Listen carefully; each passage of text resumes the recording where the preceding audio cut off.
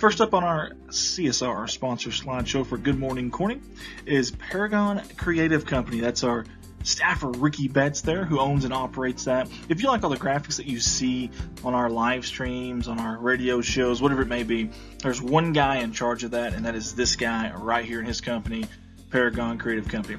Get a hold of him at 870-919-6997. Find him on Facebook, or simply message us here at CSR, and we'll send it to Ricky himself. Again, Paragon Creative Company, proud sponsor of Good Morning Corning.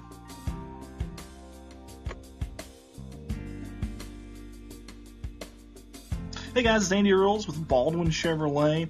Hey, when I'm not here doing these live streams, these radio shows, I'm at a full-time job, Baldwin Chevrolet, Cadillac in Poplar Bluff, Missouri. Hey, I'd love the opportunity to earn your business, Mark of Excellence Award winner. Been doing it for 17 years now. I've got 4 lots full of inventory, new and pre-owned, and the majority of those are backed by a lifetime warranty at no charge to you. Shop online at BaldwinAutomotiveGroup.com or call me, Andy Earls, 501-413-9715. Get Andy Earls, Baldwin Chevrolet, 501-413-9715.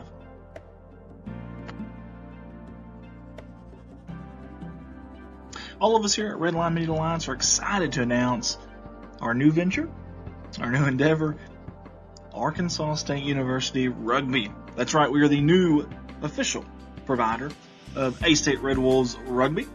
And that starts this year in the 23-24 season. You can find those games, all their home games, live on our Redline Media Alliance Facebook and YouTube. Redline Media Alliance, connect the world. A-State, Wolves up.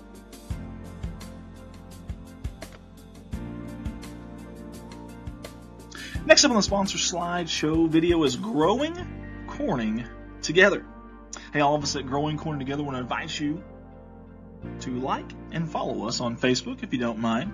Just search for Growing Corning Together. You'll see the logo there. And we'd like to invite you out to one of our monthly meetings. We've got a staff of about 20 to 25, but we're always looking for more. Love to have you aboard. If you want to help out your community, our community here in Corning, Arkansas, God's country, as I like to call it, whether it be in a small way, a big way, or somewhere in between, this is where you start, Growing Corning Together. Big thanks to Growing Corning Together for sponsoring Good Morning Corning. Growing Corning Together, working together to revitalize our community, improve the quality of life now and for future generations.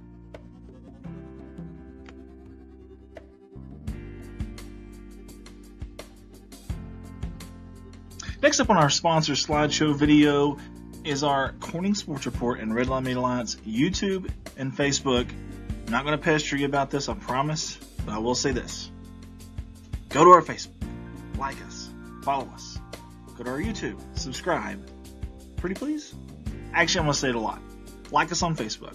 Like us on Facebook. Like us on Facebook. Subscribe to our YouTube.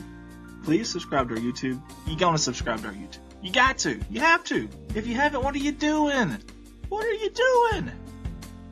Pretty please. Like us, follow us on Facebook, subscribe on YouTube. Thank you. Last up on our sponsor video slideshow, KBKG, more music, 93.5 FM, Corning's hometown station. I want to say thank you to Mr. Jim Atkins, the owner there, and all the fine folks at KBKG for not only allowing us to use their radio station, but also for allowing us to take up their airwaves and their time. We sincerely appreciate all the support they give us at CSR as well, and for all the support in the community of Corning as well. Corning High School Athletics. KBKG, more music, 93.5, Corning's hometown station.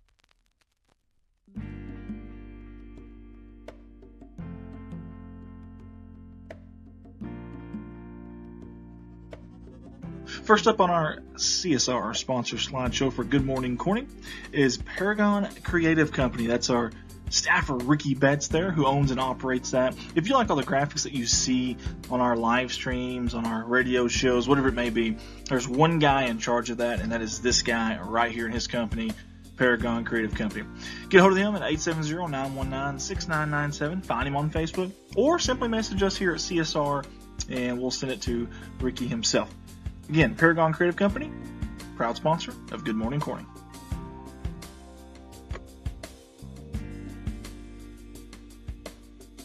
Hey guys, it's Andy Earls with Baldwin Chevrolet. Hey, when I'm not here doing these live streams, these radio shows, I'm at a full-time job, Baldwin Chevrolet, Cadillac in Poplar Bluff, Missouri.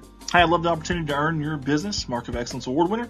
Been doing it for 17 years now. I've got 4 lots full of inventory, new and pre-owned, and the majority of those are backed by a lifetime warranty at no charge to you. Shop online at baldwinautomotivegroup.com or call me, Andy Earls, 501-413-9715. Get Andy Earls, Baldwin Chevrolet, 501-413-9715.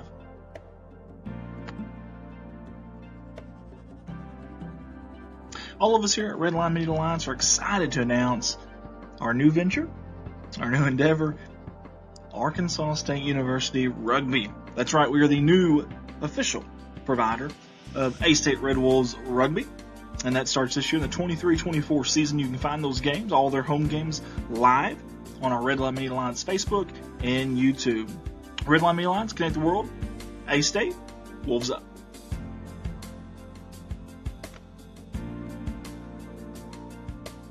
Next up on the sponsor slideshow video is Growing Corning Together. Hey, all of us at Growing Corning Together want to invite you to like and follow us on Facebook if you don't mind. Just search for Growing Corning Together. You'll see the logo there. And we'd like to invite you out to one of our monthly meetings. We've got a staff of about 20 to 25, but we're always looking for more. Love to have you aboard. If you want to help out your community, our community here in Corning, Arkansas, God's country, as I like to call it, whether it be in a small way, a big way, or somewhere in between, this is where you start, Growing Corning Together. Big thanks to Growing Corning Together for sponsoring Good Morning Corning. Growing Corning Together, working together to revitalize our community, improve the quality of life now and for future generations.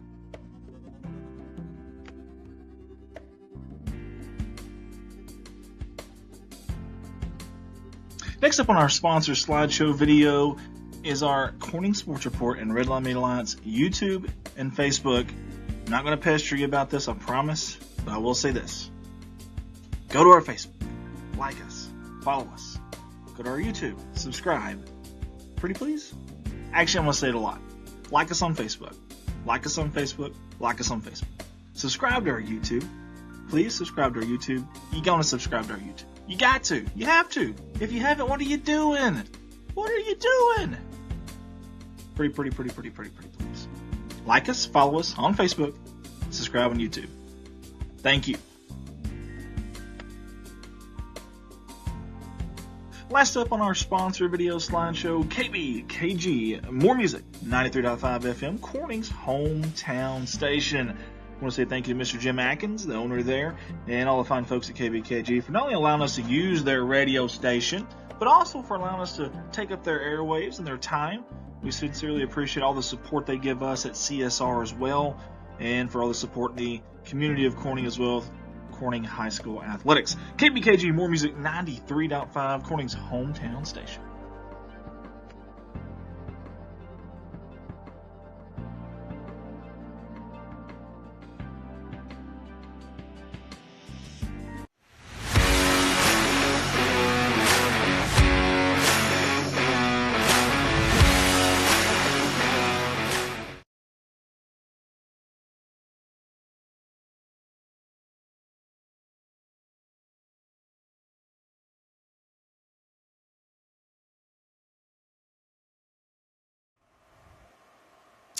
Good morning, Corning, and welcome to episode number 10 and season number 2 here with us here at CSR and Good Morning Corning. We're live on location here at KBKG More Music 93.5 headquarters, your hometown radio station. Big thank you to Jim Atkins, the owner-operator here at KBKG, for allowing us to use this building. for allowing us to take up his airtime. I'm Andy Earls, one of your co-hosts alongside Mr. Mark Hufford. It's good to have him back. Good morning. How you doing? I'm doing all right for an old man. For an old man, and I like that. Age is just a number, my friend. Just a number. Yeah, double nickels. That's getting on up there, though. Mark has been a little bit, I wouldn't say, I don't know, under the weather is the right word, but a little loopy. A little loopy, yeah. A little loopy. Yeah, looks like he's been chugging some beverages that he shouldn't be, but that is not the case. But so if he starts spinning here in a minute, you know why. Yeah, a little Virgo problem right there. So, if I start falling over, Andy may have to catch me, but we'll be all right. We'll give it a shot anyways. I want to say thank you for coming up here today because without you, I'd be here alone. Talking to yourself. Huh? That's right. I don't know if you guys can tell or not, but there's nobody else here. Normally we have like 4 people. Bart couldn't be here. Rich couldn't be here. Miss Page couldn't be here. So without Mark, it's just I'm just flying solo. I'm here. I'm here for a good cause. There you go. I like it. To make Andy look good. That's right. It takes a lot, too. It takes an awful lot to do that. Guys, if you don't mind, if you're tuning in with us, share that feed for us, tag some folks, comment with us, too. I think, usually signaling here is awful, but I think we've got something kind of figured out with that. And if so, we should be able to actually comment with you and engage with your comments today, I should say. In the past, we have not been able to do that. And that hurts my feelings because I like to make fun of Rich and Bart when they're on here. So, Phyllis Young is watching from Paragould. Myrna Stacy says she's watching as well. Of course, someone at CSR there said co-host Mark Hufford, Andy Earls. That's right. Brent Burkhart, Crystal Shepard. So normally we would have an interview at 8 o'clock. Yep. And we would just go into really not a whole lot of time to yap. We would just jump into one interview after another, and never really a lot of time to just sit here and yap and talk. We're going to talk a little football, a little CSR this morning. Yeah. Some good stuff, Yes. stuff. Let's start off with Friday night's football game. Man, what a game. What a game. Unbelievable. So for those that don't know, maybe you missed it, maybe you didn't get a chance to see it, hadn't got a chance to watch it back yet. Our Bobcats traveled to Brockwell, Arkansas. A little bit of a drive, 2 hours, 2:15? Yeah, about 2:15. Something like that. All of our Bobcats. Honestly, that may be history, too. I don't know that we've ever had 7th grade, junior high, and senior high all on the same day. And it's like, yeah. Same place, same venue, back to back to back. So that's probably history making. Well, that's got to be hard. Unfortunately, I wasn't able to be there. But to be able to get all 3 games in and have 2 of the biggest mouths we got possible to commentate all 3 games is just phenomenal right there. Because you would think they'd run out of hot air, but not them 2. Not them 2. They just don't. They're like the Energizer Bunny. They just keep yapping and yapping and yapping. Hey, they did do he's talking about Jeremy Woods and Bart White. They did a great job. And that's not easy. Hey, you think about something else on that, too. You think about, if you're a 7th grader or you're a junior high, normally when your game's over, you're getting the heck out of there. You're jumping on the bus or whatever, going with parents, whatever. For those that didn't have the luxury of going home with parents, they've got to sit there. They've got to sit it out and kind of wait. And then for Izard County, when you're the host school, you got to worry about officials. And this isn't. This is 3 games back to back to back. That ain't easy to get officials to do that. And I won't pretend to know the pay scale on officials and stuff, but I would hope they get a little extra for more games. You would think from going from doing 1 game a night to doing 3, there might be a little extra there. Yeah. Let's talk about the setup, too, because I don't think people realize, until I started doing this, I had no idea what it takes to get set up. And when you got places like that doesn't have the accommodations that you're used to having, you're setting up on the side of a hill, on the side of the bleachers. And trying to get everything in. You're right, and I'm glad you said that. So typically, and I'll say this, just let me back up for a second before I dive into that. Thank you to ICC staff. They were very nice. They were very helpful as well. And if they had more room where they had spots, they would have put us there. We are kind of a bigger streaming company. We don't come up here with just the one small table and 1 camera. I mean, we do have 2 commentators, a director, 2, 3, sometimes 4 cameramen, a laptop. So in defense, but He's right. It was a very tough setup for us. We had the radio show here Friday morning, so I couldn't get up there early as I wanted to. By the time I got there, it was probably, 2:15, 2:30. And, our ad video, we got 50-something sponsors, so it's a 30-minute ad video. I'd like to get that in. So you at least need to be 30 minutes. We really like to get the intro video in. This year it's got all of our staff photo. Yeah, so I'd like to get that in, too, give the staff some love. So you got a 15-minute video there, so 45 minutes. So first game's at 5, and that's assuming you don't even have any pregame talk. You got to be live by 4:15, and I get there at 2:30. By the time I lug everything down and figure out what we're setting up, figure out all the power stuff, figure out, do they have any internet we can leech off of? What kind of stuff are we going to use?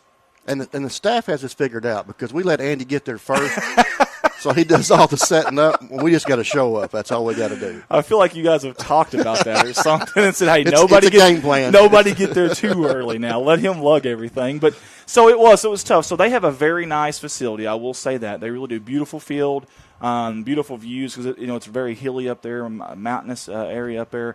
And their press box looks really pretty. It's kind of unique. The middle of it is an entrance that you come into. We couldn't go in the press box. We couldn't go in the visitors' bleachers like we normally like to when we can't go in the press box. We couldn't get into the bleachers because of the way the setup was, how people were walking, and the way that worked with the wheelchair ramp and stuff. So we set up by the restrooms. There's a big wall, and we set up there. Our director, my dad, our laptop worker who does the scoreboard stuff, Shayna, they could not see the field. There's a wall, and they're sitting down at the table doing their thing. They're trusting these monitors. They're trusting that these cameras are doing what they're supposed to do. And it was tough to bring power. And then we had to figure out a way to get our announcers where they could actually see some of the game. So to the side of us was, like you had mentioned, a grassy area with a fence. We put in other tables. We kind of daisy-chained some extension cords. And we didn't have the camera angles that we normally do and wanted. And we had some other problems. They had a PA system right there. And I think the frequencies from it was messing with our transmitters. So at first I had a camera on the ground. Well, our receiver was really close to that PA speaker. And I think, I hadn't even watched it back, but people were saying that sometimes that lower cam, which was the one I was running, would get blurry every once in a while. I think it's the frequencies messing with that. So finally we figured that out. It took us till about, early third quarter to figure that out. Then you got to figure out what kind of signals are you bonding. And where we set up, normally they did have a media Wi-Fi that we could bond with all of our AT&T, Verizon, and all that stuff. Well, where we had to set up, we couldn't reach it. And I had actually set up there purposely thinking that would be the best place to reach it. Not that we don't have backup plans. We do. We've got 2 Starlinks up there. We can work off satellites and stuff. And it's just a lot more work. I didn't have enough time to do that. So long story short, we got it done, but it was probably the worst feel and look for us as a streaming company that we've ever had, and we've been doing this 5 years. And I'm sitting at home, and I'm texting, telling them that, hey, something's wrong with the cameras, blah, blah, blah, blah, blah. Well, then Desi comes on and lets me know right quick, hey, dude, you got to see this setup. You just have to understand. Yeah, you don't understand. Yeah, and honestly, our main view, we call it our wide view, normally we have it hardwired in because – when you do wireless, there's a lot that can go wrong, and we at least want that. Even if all of our other cameras screw up, at least we got that hardwired option. It's reliable. We couldn't even hardwire it because we were so far away from the middle. We didn't want our wide view to be at the 25-yard line, and then when it plays over there. So we had to wireless that, and there's a ton of people coming through that chute there that was kind of blocking that signal. Yeah, there's a lot. Watching the game, you can see a lot of people walking back and forth. Yeah. It's tough. Yeah. Not even care if the camera was there or not. But. Yeah. So, and it is what it is. Obviously, we're kind of, fans come first, coaches come first. We always want our, Coach Powell sometimes get in the press box. We want him to be able to do that because that's helping our team out first and foremost. Yeah, let's roll from right there. Yeah. Coach Powell up in the press box. Yeah. Hey, there was some play calling, and I'm telling you, I was thoroughly impressed and tickled to see the change from the retro game to the ICC game. Yeah. You had a totally different outlook on plays, kids playing different positions, which was impressive to me because, we hear all the negativity stuff all the time. All the time, we get tired of people coming on and wanting to cut it down and all that. But if you don't go back and watch, and you haven't been keeping up with, I've been watching Bobcat football for 10 years now. Yeah. And to see, okay, there's been times in the past, and people would yell during the games, run something different, run something different. You got to understand, the kids have got to be able to understand what you're going to run different. Yeah. Well, Friday night they proved they understood they could run something different. Amen. And they hammered down. Well, something else to think about, too, on that is we're not there at practice. We don't know what's going on. We don't know. There may be some issues with the kid, whether it be, attitude, grades. Maybe he might have said something he shouldn't have said. Yeah. Who knows? So there may be some disciplinary stuff there that you may not notice, like, oh, the kid doesn't show up Friday night. But it may be more like, oh, then the kid's suited up, but he's not getting the ball all of a sudden, or maybe he started and now he's not. So there's some other things there, too. So maybe that limits you, too. If I'm not saying that happened, but if that could have happened last week. Because I know Coach Shelton's big on discipline now. He's very big. He's big on discipline. We got a group coming in after a while. I'll tell you how disciplined he is. That's but right. He's one that will, if you get in trouble, you're going to get playing time cut. There ain't no doubt about it. So, doesn't matter who you are either. No, it doesn't matter who you are. Yeah. So you may sit out a whole quarter. Yeah. Because you done something wrong. Yeah. We hope that he's teaching them to be man enough to accept that and go on. But whatever they did Friday night, I really hope they continue to work off that. I know the kids were pumped. You could see that. Oh, man. I mean, they needed that. I couldn't hear the fans. Yeah. Of course, because we had two loud announcers, but they were pumped. Oh, I guarantee. Bart and Jeremy was really pumped, but you could see the kids out there just getting after it, excited, communicating with one another. That was something I was impressed with. Was they would talk to one another on the field, and they were looking over the sideline. And I asked Timothy, because I don't know all these little play calls. Yeah. I said, "What's like Seth Green was doing something? Yeah.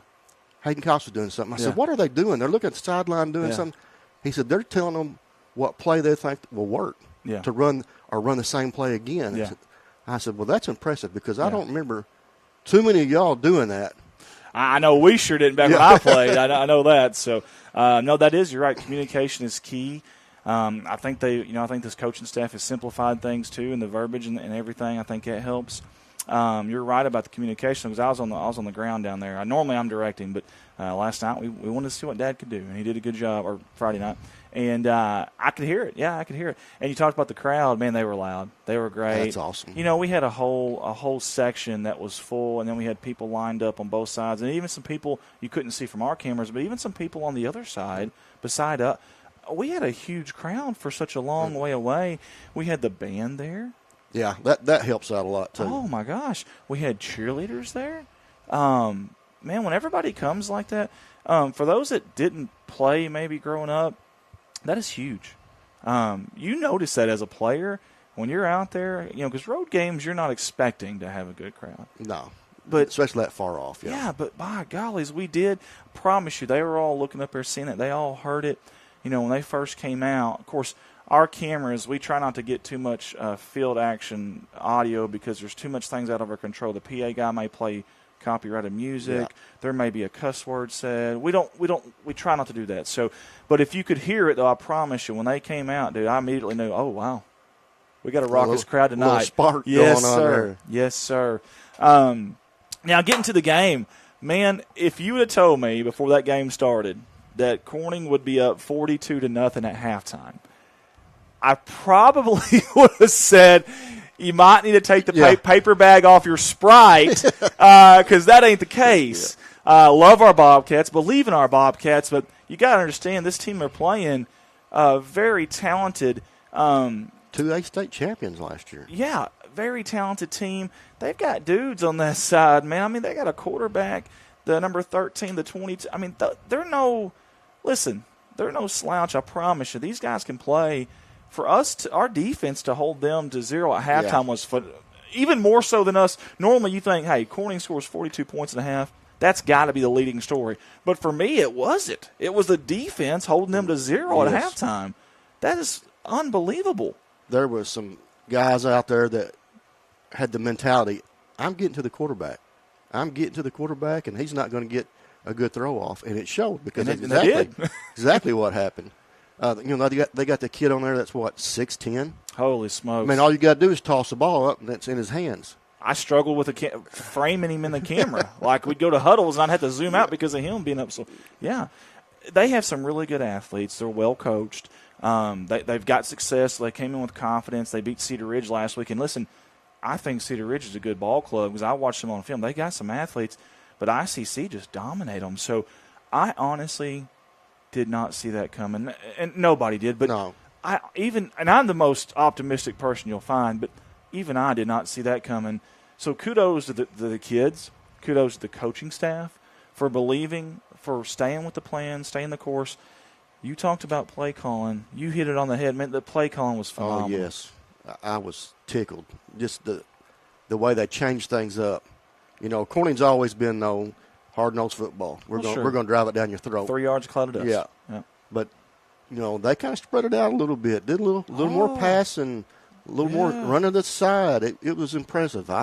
I enjoyed it. I thought that they did a great job of kind of counteracting ICC the week before, at least what I saw on film. I didn't watch the entire game, but several plays. Their defensive line and backers extremely aggressive. It almost like they didn't even care if it's a pass or run.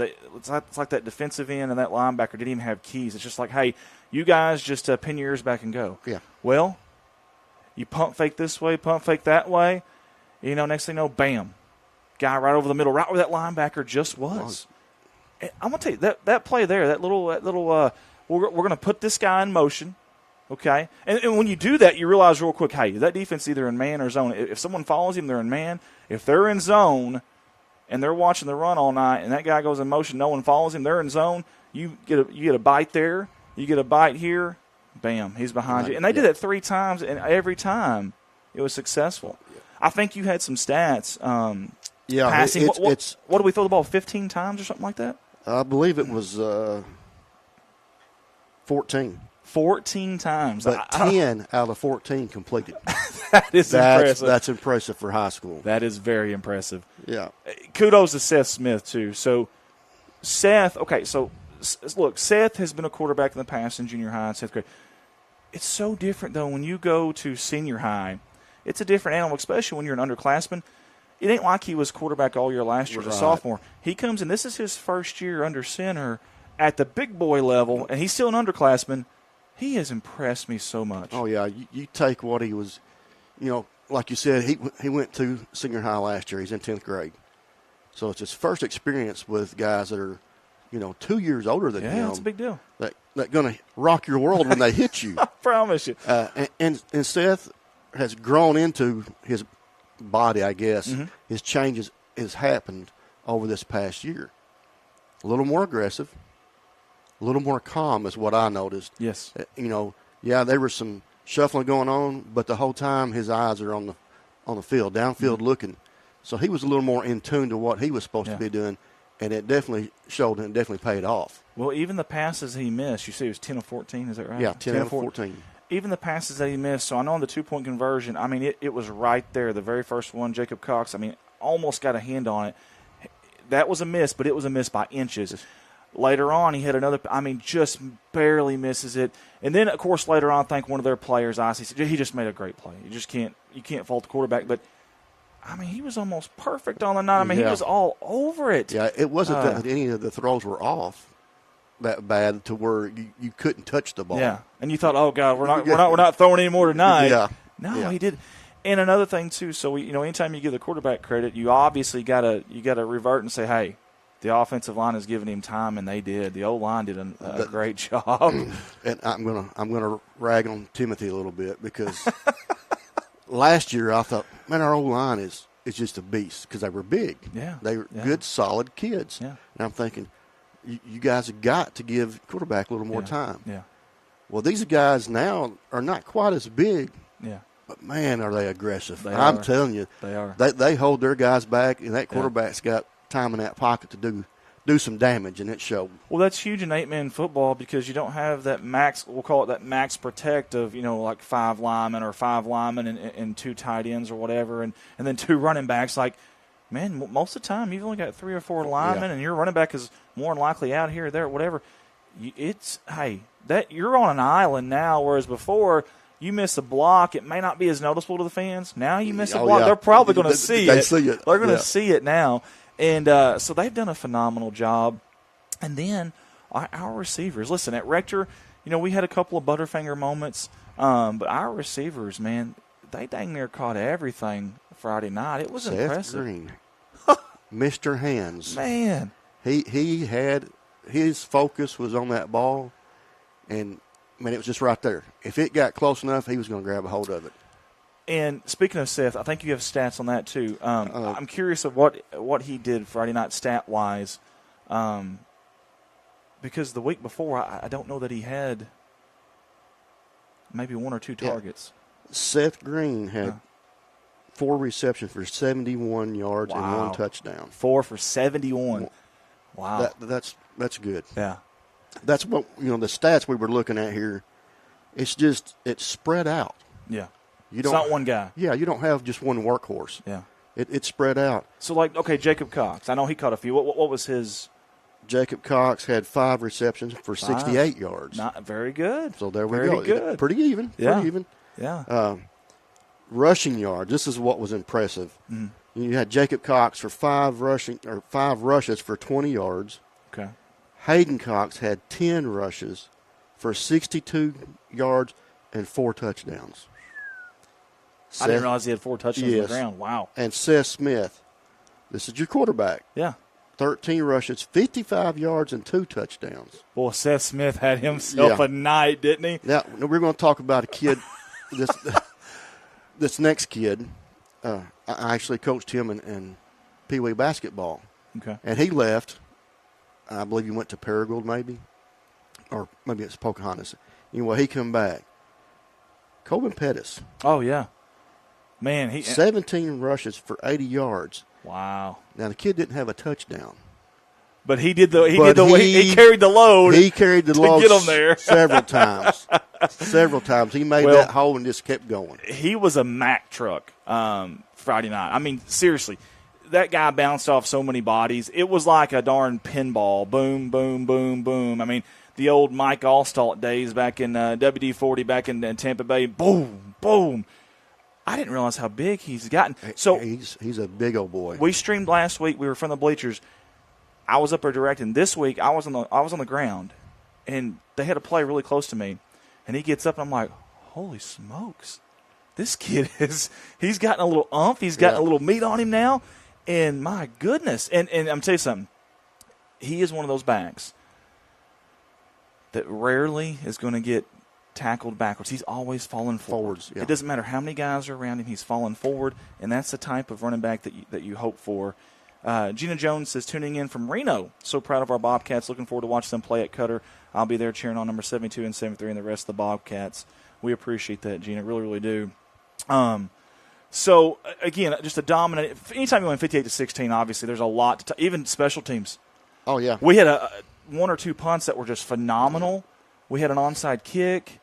Oh, and ICC just a week before, I think they ran back for sure one kick return, maybe 2. I think it was 2. Maybe 2. Yeah. They didn't get hardly anything Friday night. So special teams, that was one of the most well-rounded games I think I've seen since I've been streaming, maybe. Let's talk about the kickoffs because there's a lot of people was I know what complaining you're or not understanding. Yeah. But they would kick the ball to go out of bounds. Yeah. You don't have to accept that. Yes. You can take it, and the penalty goes back, they kick over. Yep. Well, my wife's not a big football person, and she was, why do they keep doing that? Why do they keep doing that? I said, their strategy is to get us down. Yeah. So when the kickoff is going, they get better yardage. Yeah. Well, how often can they do that? I said, they can do that all they want. I mean, yeah. Until the football stays in bounds. Yeah. So, I give the ICC coach credit for that. Take advantage of situations. Well, sure. If it's not going to help you out on yardage, take that penalty and let them kick over. And something else. So, I was on the sidelines, and I was on ICC sidelines because the way we film, you don't want to watch everything left to right, and then I'm on that other side. They click to me, then all of a sudden it's right to left, so we stay on the same. So I'm on their sideline, and I can hear what their coaches say, and what I loved about those guys is they were really hard on their kids, but immediately after they were hard, there was something encouraging. There was something positive. There was something right after it that let them know, hey, we believe in you. Hey, you've got this. You can do this. I know you can. Well, that all showed in the sportsmanship, because that's probably one of the few games that I have seen that there's not been any altercations. Yeah. There wasn't any shoving after a play. There wasn't any, from what I could see, any mouthing. Nothing. I was down there. Yeah. There might have been a couple of things said on one play, but that's normal. That's typical football. No, there was very little mouthing. It wasn't chippy or chirpy, I should say. Yeah. Either one, and you're right. And then of course our guys at the end carrying number 2. Now, that's okay. They'll get you. I'm an emotional type of guy. And that was phenomenal. Whenever you see an opponent injured and the kid's trying to hobble out, he's trying to get out there. And I noticed Isaiah Hollowell was one of the first ones. He was, yeah. There was a couple more, and I couldn't see their numbers. Yeah. But instead of just them doing it themselves, he yells at the whole team. Yeah. Then they're saying, the whole team's over there carrying this kid to center awesome. field. And that's I'm thinking, phenomenal. Yeah, that's good sportsmanship. So we always harp as fans, as media, whatever, about that big rectangle or metal, aluminum, steel, metal, whatever, board with light bulbs on it and sponsorships. We always worry about who's ahead on that, but at the end of the day, it's about something bigger, stuff like that. Yes. Coach Shelton's winning as a coach. When we got kids that are voluntarily doing stuff like that, we're winning whether that scoreboard says we are or not. Right, because that's what, sports are great. Competitive people, my oldest boy, Luke, is very competitive. Yeah, I'd say so, yeah. But, you like to see that competitiveness, but then you like to see the human side of the my emotions are taking over. I know what's right. I know what's wrong. Bingo. And I'm going to do what's right. Yep. No matter what the scoreboard says, yep. I'm going to do what's right. Yep. And that's what you want to see.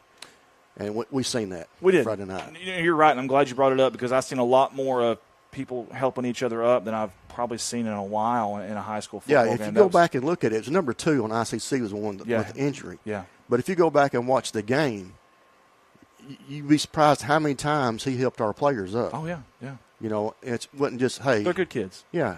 It wasn't like, well, he just did it one time. No, there were several times during the game. Yeah. Hey, let me help you up. Yeah. Okay, so now I know that our next interviews, our next guys, our guest interviews that are going to be on the phone with us, they're probably thinking, man, it's almost 8:30 and we haven't even got a phone call yet. I promise we will call you. We just we never get a chance to just sit here and talk about stuff. So we're going to mention our next week's game. By the way, that is that is on the road again. You're thinking, my gosh, are we ever going to get a home game?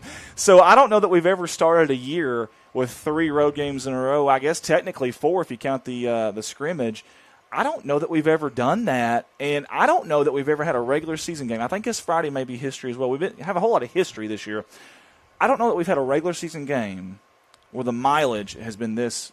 Oh, yeah. It's like, what, 4 hours? Yeah, it's close. It's like 3.5. And I don't know that we've ever had that in a regular. Now playoffs, yes. Yes. Yeah. Camden over there near Mena, places like that. But I don't know that we've ever had that in a regular season game. I will be intrigued by our fan base Friday night to see. Hey, we'll see how much you like to travel.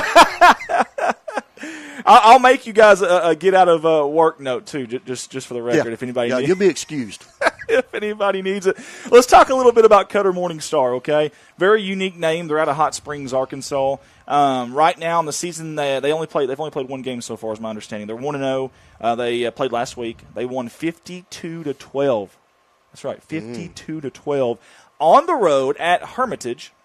Now, keep in mind, Hermitage only had, I think, 11 players on their team. But still, 52-12 is a dominating performance. Kudos to Cutter Morningstar. That was their first victory since October 1st of 2021. So last year they go winless under a new coach. I've been reading up a little bit about that. Last year they were just like the team they just played, Hermitage, extremely low on numbers, barely had enough kids to play. Lack of depth, and that is so hard at any level, 11 or college, high school, 11 men, high school, 8 men, doesn't matter. It's tough when you don't have those bodies, not just for games, but for practices, everything. So last year, don't look at that record. In fact, they were pretty competitive even in those games. So I'm going to tell you a little bit about a kid that to watch out for Cutter. This kid is the quarterback there for them, and I had his name. I've already lost it. I think it's Peyton something, but I'll get that for us. Last week, he was 16 of 24 through the air. So think about that. We feel like Corning threw it a lot Friday night, right? Yep. We threw it, what was it? 14. 14 times. We thought that was a ton. Just last week, they threw it 24 times and completed 16 of them. This kid had 285 yards through the air, 5 touchdowns, only 1 interception. Holy hay bales. And get this, last year, when they weren't doing so well, this kid started 5 games as quarterback for Cutter. Every game he started, he accounted for over 400 yards of offense. That's impressive. That's extremely impressive. For high school at that level, wow. And I believe you said they play sometimes without a tight end because they trust this kid. Yes. He's quick on his feet, so not only can he throw the ball, he can run the ball. He can scramble, and you will probably see that Friday night. We're hoping we don't see a whole lot of it, but Mark's right. So a lot of times you're going to notice something a little bit different from Cutter that you haven't seen from Rector and ICC. They trust this quarterback so much, like Mark said, they'll have just 3 linemen. And you're thinking, oh, that's an easy sack. We're licking our chops. That's a field day. Yeah, not easy so sack. Not so fast, my friend. This kid is elusive. He is very smart. And then when he's elusive, the film I've been watching, it's not just panic and run. It's hey, let me get some room here. Keep my eyes up. See if we got anybody open. Then if I have to, I'll take off. He's looking for that hole just in case. Man, I'm telling you, this kid's good, guys. I know that Wyatt Buchanan for ICC was good too, and our defense shut him down. But we can't take their record last year for granted or anything like that. These guys can play, and they'll be. Think about this: they haven't won since October 1st of 2021. They won last week, and now they're finally coming home after a win. And that long, their fan base will be hungry. They'll be there. We know how that feels, don't we? We do know how that feels. We know how that feels. We know exactly how that feels. So. Another kid to look out for, Jock Simpson. He tallied 60-something yards on very few carries, scored 2 touchdowns on the ground, and then had almost 40 receiving yards with a touchdown to the air. So remember that name, Jock Simpson. He's their running back, but the kid does everything. They're kind of unique. They don't run between the guards or whatever you want to call those 3, the tackles, guards, whatever. They don't really run here a lot. When they do run, they're trying to bounce it out because this kid, Jock Simpson, he can break it. He's fast. He's fast, and he can do it. So they're looking for that haymaker every play. So, boy, you go from missing a tackle, not being a big deal, you got guys wrapping up, whatever, they're going to swarm and get him. Man, with a kid like this, you miss that one tackle that you're supposed to make, it may be game over. Yeah. He may be in the end zone. He's gone. He's celebrating. So, and their defense has improved. So last year, according to Nick Finley, who's their coach, last year was his first year, he said a big reason that he thought they struggled is because of lack of depth, and that really hurt them on defense more than anything. I don't think there was a game last year, and I hate to even throw a stat at these kids. I hate putting them down in any way, kind, shape, or form, but I don't think they had a game last year where a team scored less than 35 on them. Like it was, and it was tough. Well, week 1, they only gave up 180 yards of offense. That was it. They forced 2 interceptions. And they held Hermitage to just 2 of 11 on 3rd downs. That's a big part of football. Can you get off the field on 3rd and 4th downs? Well, last week, Cutter Morning Star's defense, they did. That's impressive. That's going to be the scary part. Yeah. That's going to be a scary part for us. The good part for us, and I'm going to talk about Record a little bit because I have kinfolks over there that actually play Caden Avery, one of the receivers. Very good receiver. Very good receiver. Yeah. He had made the comment that, and he didn't know who the kid was. He said, man, who is y'all's 22? Yeah. He said, that boy hits hard. I'm thinking, yeah, that's Hayden Cox. You're going to know if you get hit. Yeah, you're going to know if you and that's what we got going on for us right now is we've got some defense players that when they hit you, they hit you. It's not a love tap. It's not, hey, I'm just going to knock you down. I'm going to plant you in the ground. Yeah. You're going to be growing flowers there when I get done. But that's true. That's the mentality we're going to have this coming Friday. You got to hit them. You got to hit them hard and let them know you're there. Absolutely, amen. He's not lying. That's absolutely true. I know Hermitage seemed like more of a finesse team, more of a hey, let's get out. They weren't really a ground pound or a physical. I didn't think from film, but again, I don't know them personally. This week, Cutter's going to get a more physical team in Corning. By the way, speaking of physicality, how about our defense? I mean, seriously, you take one play in the Rector game, the long pass on 3rd and whatever 18, whatever it was. Everything that teams have earned or have gotten against our defense this year, they've had to earn it. It wasn't some long 75-yard play. They had to nickel and dime their way down the field, and our defense has really impressed me this year so far. Yeah, you're talking about the sophomores that have moved up, our juniors now. You got Peyton Cartwright. Yeah. Another beast. He's all over the field. Yes, he is. You know, you got Hayden Cox that's all over the field. You got, if Coben plays defense, you're going to get your world rocked if he hits you. Oh, yeah. You know, Isaiah Hollowell. Yes, he's one for sure. Little short midget, but he can take care of you. By golly, he'll lay some lumber. I tell you what I've been impressed with, and I didn't even really know the kid that well, or at least maybe I just haven't been paying attention. Number 72, Lucas. I done forgot his last name. But anyways, Lucas, number 72. That kid's been showing up. I didn't even really know the kid existed before before the season started. And 2 games in a row, he's been. Don't hold me to this. Is that Emily Sieglig's boyfriend? I believe who very well may be. Very well may be. And if I'm not mistaken, this is his first year of football. Okay, well that's why I don't know. Okay. Yeah. Well, that's impressive too. Then he's one of them that decided to play.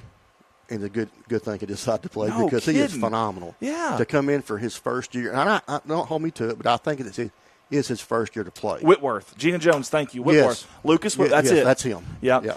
Well, I notice every once in a while, like we'll have a big 3rd down, and then you'll see that white helmet with no logos on it come up. Because that's him. That's Lucas. And make a big play. Right. And I'm so impressed by Mr. Whitworth. And thank you, Gina, for letting us know who that was. Dina Moore's on with us, Heather Clifton, Vernon Groves, Terrence Hollingsworth. Hey, Vernon, by the way, finally got a chance to meet Vernon Friday night. Kathy Hollowgowan, Lindsay Keck, several people. We're past our time slot that we were supposed to. We need to get to the professionals. That's right. So I know our officials are getting ready for a phone call. Guys, we will do that. But before we do that, we're going to go to our sponsor breaks. Thank you to all of our sponsors that jumped on board. By the way, at CSR this year, we had 54 sponsors. Didn't even realize that there were 54 companies that even existed inside Corning or even around it. But evidently, that's outstanding. That is outstanding. You guys support us. You keep us going, and we certainly cannot do it without you. For this Good Morning Corning, we got just a few here, but we're going to let them run. While that's running, it'll give me an opportunity and some time to get a hold of our next guest. So Trevor Barajas says we're about to start practice. Hey, there we go. There you go. Man, we should have done this at the field house or the press box. We could have. We could have talked about practice. We could have corrected all the mistakes we've seen. We are know-it-alls. I mean, here in the media, I mean, gosh, it's that simple. You just do this, Coach. That's something that I know we're kind of pushed for time, but that's okay. As a fan, as a parent, as somebody that's never played football, I have an opinion. Please don't ever listen to it because I have no idea what I'm talking about, and I think we get carried away with players that played back in the day. Nothing against them. They had their glory days, and they should always have those memories. Heck of an era, for sure. Yep. But times are different. Things are different. Coaching has to be different. Sure. So you've got to support them. Amen. Instead of trying to cut them down and say, hey, well, I wouldn't do that. That's stupid. Yeah. Get behind them. Get behind them. Yes, yeah. If you got an idea, call Coach over the side and say, hey, I've been noticing. Now, this is for people that have played and know what they're talking about. Right. Not us fans that are just up there yelling. But, give them a little insight. I know Coach Shelton well enough. He's going to listen to you. Yeah. Now, may not take your advice, but he will listen to you. He'll listen to you. And that's a big thing. Yeah. Well, I think Coach has done a great job. Obviously, a heck of a career. Easily could have retired. We're glad to have him. I know this, that and I shouldn't speak for Coach, but I feel like I'm going to speak for Coach, is that, like we had mentioned earlier, he don't care what that scoreboard says. It's about something bigger. And we don't know what these kids are going through, man. You don't. You don't know family situations. Yes. You don't know what they're dealing with at school or in their personal life. So, I just put it out there. Keep your negativity to yourself. That's just plain and simple. Because you just never know, man. When I was younger, I had a couple of really bad days that I still remember. And, man, if the right person would have said something wrong, I don't know where that would have taken me. Yeah. I mean, I'm serious. Like, if the right person would have said just the right thing wrong to me at that time when I was when I had a lot going on or I had a bad day or whatever it was, who knows? Maybe I'm down a different path right now. Just that one comment could have caused you to quit. Hey, I'm not going to listen to this. Yeah. I'm not going to play. Yeah. So yeah. So, positive reinforcement, people. Positive Amen. reinforcement. Amen. And I am positive that we're past our time, so we're going to go to the ad video. Guys, we'll be back with more Good Morning Corning.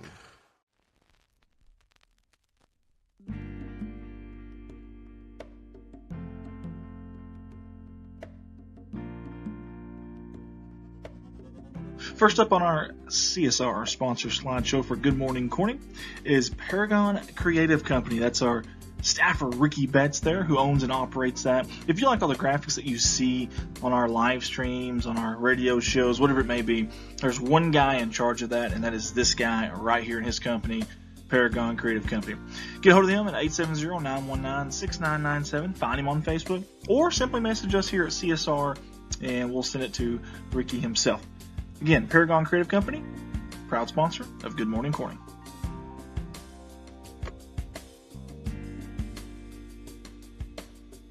Hey guys, it's Andy Earls with Baldwin Chevrolet. Hey, when I'm not here doing these live streams, these radio shows, I'm at a full-time job, Baldwin Chevrolet, Cadillac in Poplar Bluff, Missouri. Hey, I love the opportunity to earn your business, Mark of Excellence Award winner. Been doing it for 17 years now. I've got 4 lots full of inventory, new and pre-owned. And the majority of those are backed by a lifetime warranty at no charge to you. Shop online at BaldwinAutomotiveGroup.com or call me, Andy Earls, 501-413-9715. Again, Andy Earls, Baldwin Chevrolet, 501-413-9715.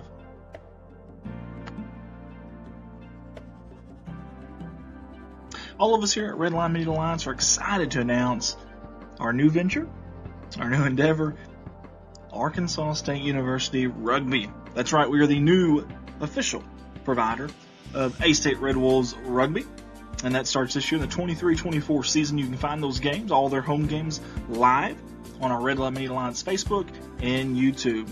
Red Line Media Alliance, connect the world. A-State, Wolves up.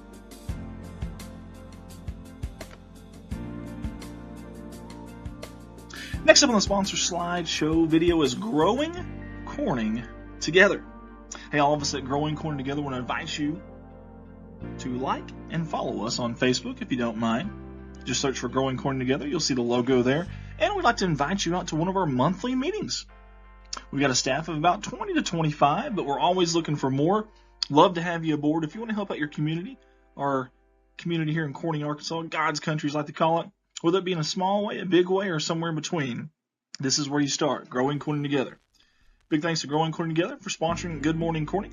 Growing Corning Together, working together to revitalize our community, improve the quality of life now and for future generations.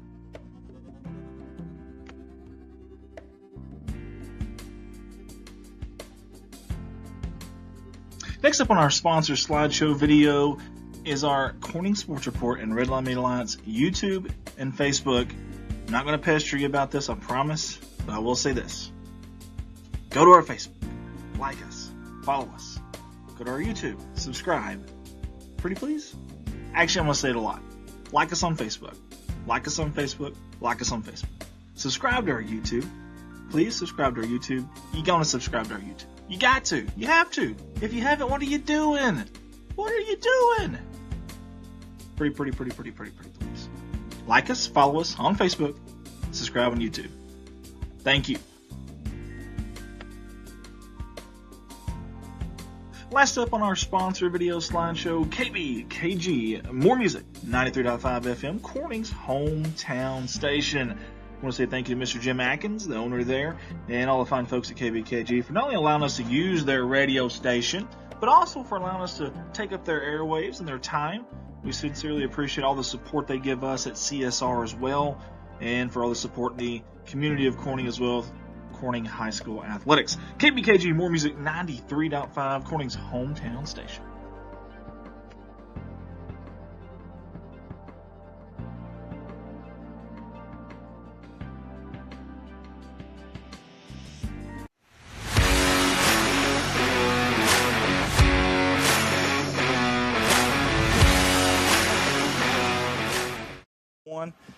And we're back here live. Yeah, Good Morning Corning, episode number 10, season number 2. We're live on location here at KBKG More Music 93.5 headquarters, your hometown radio station here in God's country, Corning, Arkansas.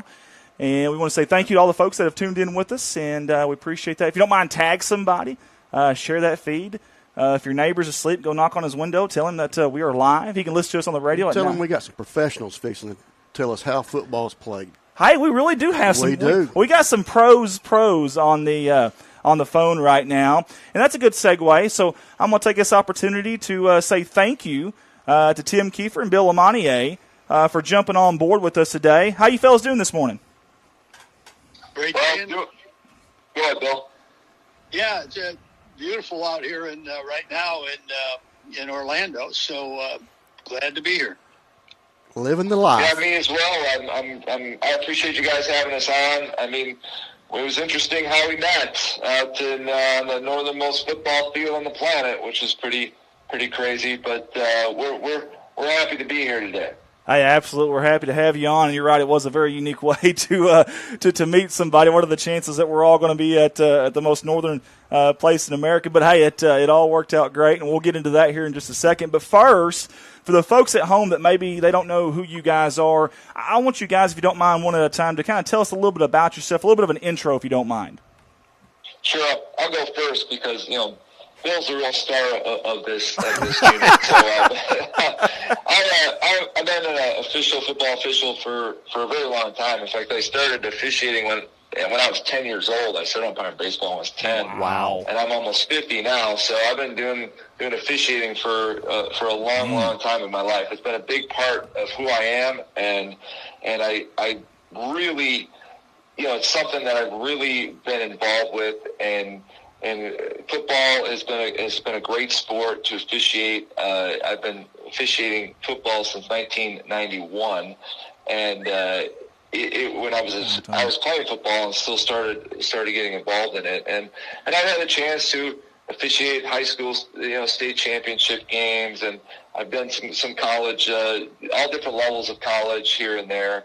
And it's just been a really rewarding experience to be an official and to meet people like Bill Lamonier and others across the country who really want to get back to the sport of football and any sport, any official. And most people unfortunately don't get to the level of a Bill Lamonier, but there are many out there who are in the trenches every day. We try to officiate, the high school games, the little league football games, whatever you play in your area. So that's kind of been my story, and we really are involved in officiating and just love it. Awesome. Now, Tim, let's let Bill let introduce himself real quick, if you don't mind. Go ahead, Bill. Well, again, appreciate being on. It was 1973 when I worked my first youth football game, and I never imagined the opportunities that were going to come from that.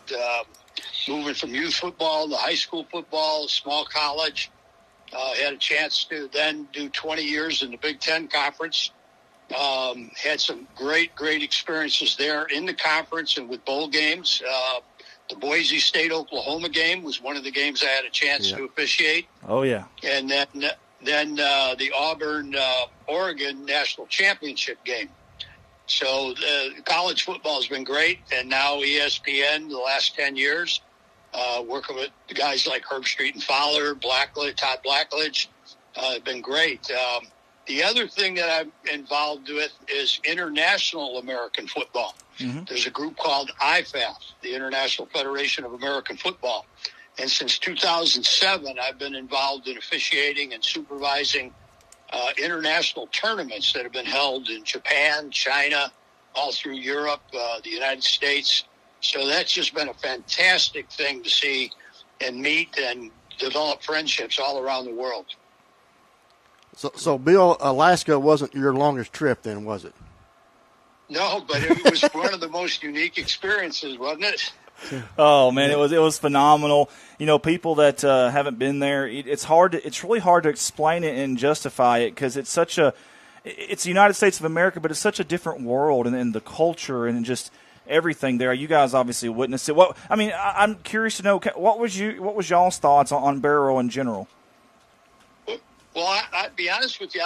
I didn't know what really to expect. I mean, I kind of, when we got to Anchorage and we kind of drove around that area there, the beautiful mountains and seeing the salmon and everything else going on, I kind of expected some of that, but I didn't realize that Barrow was the type of town it was. I mean, far north, everything was gravel roads right on the Arctic Ocean. Yeah. It was really a unique experience to be part of, and 37 degrees at kickoff. You know, with about 25-mile-an-hour winds too.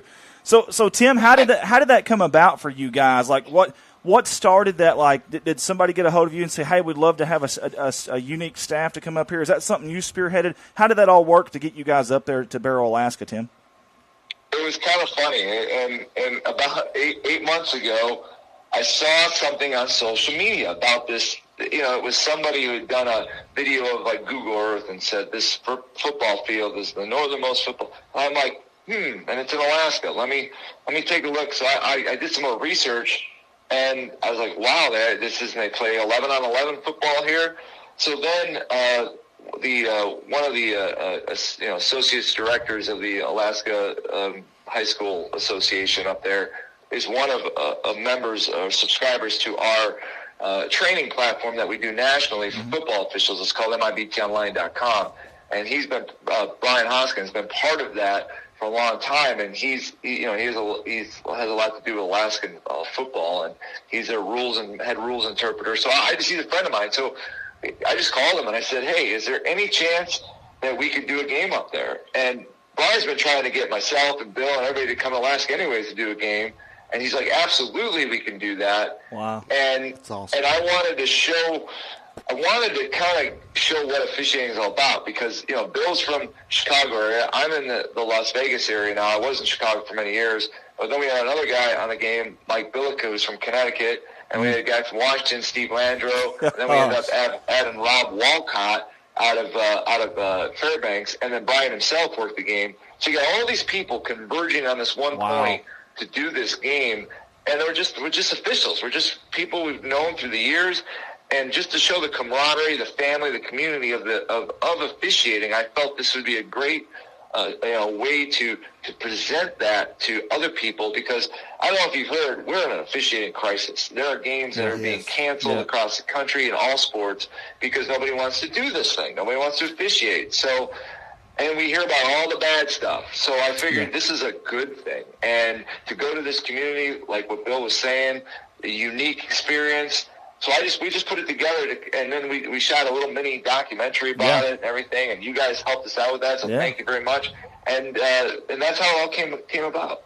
Hey, Bill, I got to know, so all these unique people from different walks of life and different places on the country come together to official. How did you guys decide who got what position on the officiating? Like, how did y'all draw straws? Like, did y'all just volunteer? Hey, I'll be the head official or the white hat. How did that work? Well, at my age, I needed to be a referee and have a center judge and umpire that could do all the hustling and running between plays. So that was a given. But no, we took and obviously through communication, phone calls, text messages, emails about comfort levels for where people work, and then we decided about how our mechanics would be. So for not having worked together, Tim and I have worked together before, but for the rest of us, you kind of had to put the puzzle together in a good pregame meeting, and I think overall on the field, it panned out pretty good for us. Oh, yeah, y'all did an excellent job. Hey, I agree with Mark. You guys did an excellent job. We actually talked about that after the game. We always kind of recap everything, and we thought y'all did for so many different officials from, like you said, you guys hadn't really worked together. That honestly, I think you guys did a phenomenal job. I also want to commend you guys for what you're trying to do on a global level with officiating too. Tim, tell us again about this website and this social media platform that you guys started to kind of help with the training and stuff of officials. Yeah, the website's called MIBT, so it's MIBTonline.com. And MIBT, what it stands for, make it be there. And as officials, we always have little mantras and philosophies that we use. And this is across all sports, actually. But we use things that help us get the calls correct. And one of them is make it be there. You don't want to call something if it's not there. Sure. So it's called MIBTonline.com, and what we are doing is kind of shedding light on, peeling back the layers of officiating and kind of showing people how to become good officials. And we actually have a free Intro to Football Officiating course on our website. That's awesome. 100% free. You can go through it. Yeah. We actually also have an Intro to Officiating course, 100% free, to give you an idea of what it's like to be an official. And it's a way that we're trying to lower the barriers of people to get involved in this and make it easier for people to do that. And as well, we're on social media, just MIBT Online. You can look at that we're on YouTube, we're on Instagram, we're on Facebook, we're on all those, and we post. I post almost every day a little clip. A lot of times it's Bill and I, which is kind of funny, but the both of us, talking about high school plays on how they're officiated well, how they can be officiated better, and vice versa. And we believe we're educating not only the public as to what officials do, but maybe showing people like, hey, this is kind of cool. I want to get involved. So this is for anybody that's interested in getting into officiating. They can go on there and this website and kind of get an intro to it. So it's not just for somebody that's already officiating, but if you're just thinking about it. That's correct. And we actually have, we do more than football. Football is one of our bigger ones. We do basketball, baseball, and softball, and we're actually adding more sports all the time.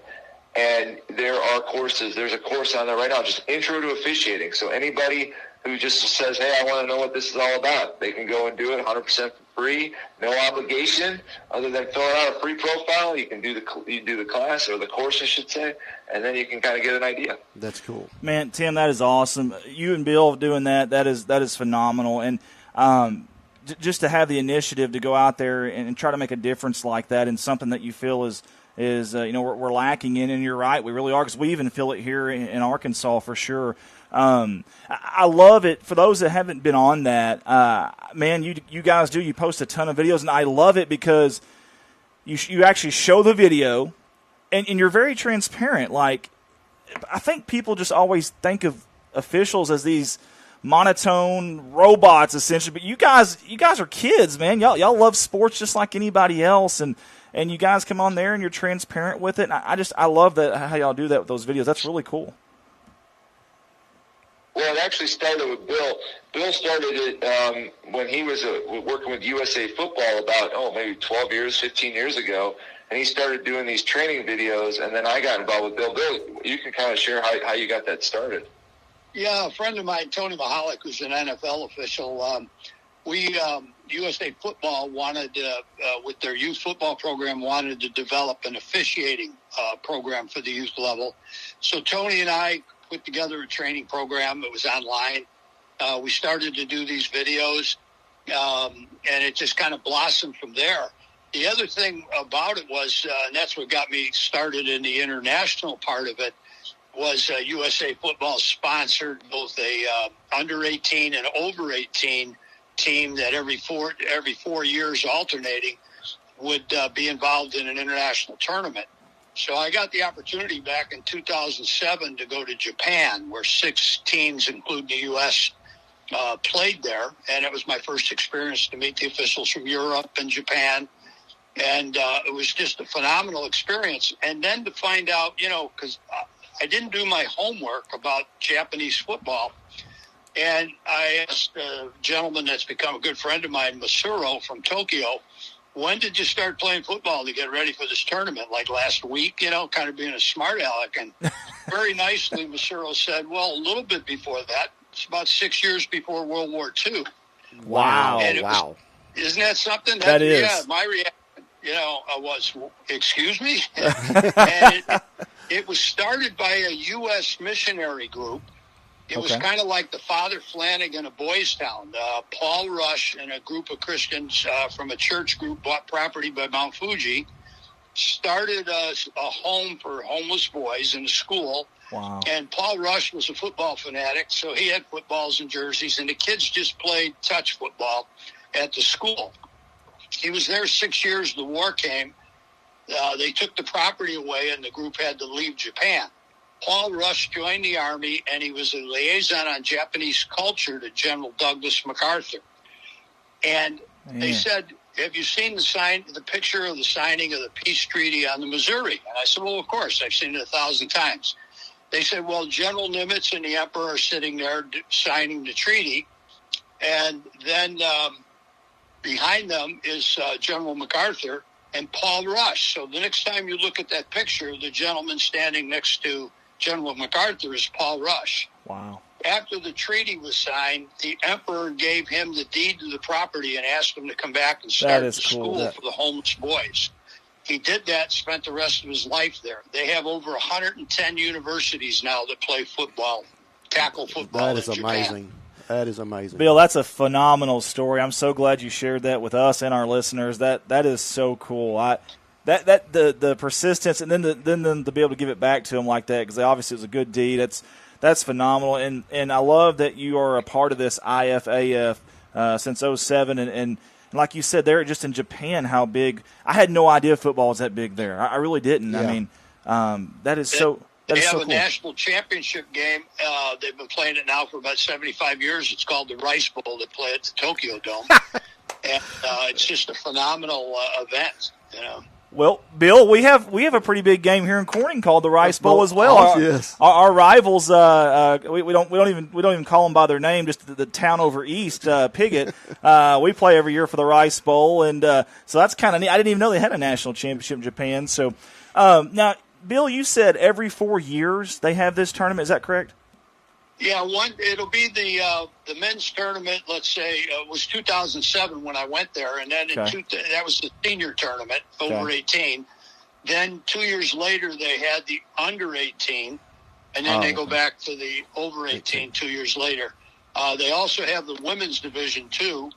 Wow. That plays every 4 years, an international national championship, and flag football has grown pretty well too. Man, I honestly would have never had known that. That is fantastic. So, is it kind of like the Olympics? They just kind of decide on a few places and let them bid on who hosts it, or is it hosted at a certain place every year? No, that's how it's done. It's by the bidding. Okay. And matter of fact, when the Olympics go to L.A., I think was it 2 years or so? Yeah. They're going to showcase flag football for the first time at the Olympics in Los Angeles. That is awesome. That is awesome, man. And Bill Lamani will probably officiate. Him and Tim Kiefer both probably. Speaking of officiating, but I'm not sure I'll be on the field. Speaking of officiating, I mean, you guys traveled to some different places. I mean, have you guys ever done anything other than 11-man football? Have you done any 8-man, 9-man, anything like that? No, I can't. I've just been involved with the 11-man tackle. Yeah, I've had the opportunity to officiate in different states. In fact, it's kind of interesting. The first week I was doing a high school game in Alaska. The second week I was in Nevada doing some high school, and this past week I was in California doing some high school, and then I'll be back. I'll be up in northern Nevada this weekend, and then back in California. Goodness! You know, I go all over the place just because of what I'm trying to do. But I have done some 8-man, 8-person football. I've done one game in Nevada, and if that's the only game I do, I'll be fine. I mean, no offense, it's football, and you're getting people. You're getting people out there to participate, so I give them that. But it's the same thing. Like flag football is becoming more popular across the country because of the lack of, or the perceived lack of contact, because there still is contact. Yeah. But it's a different game. I tell people the only thing that's the same about flag football and 11-on-11 contact football is the ball.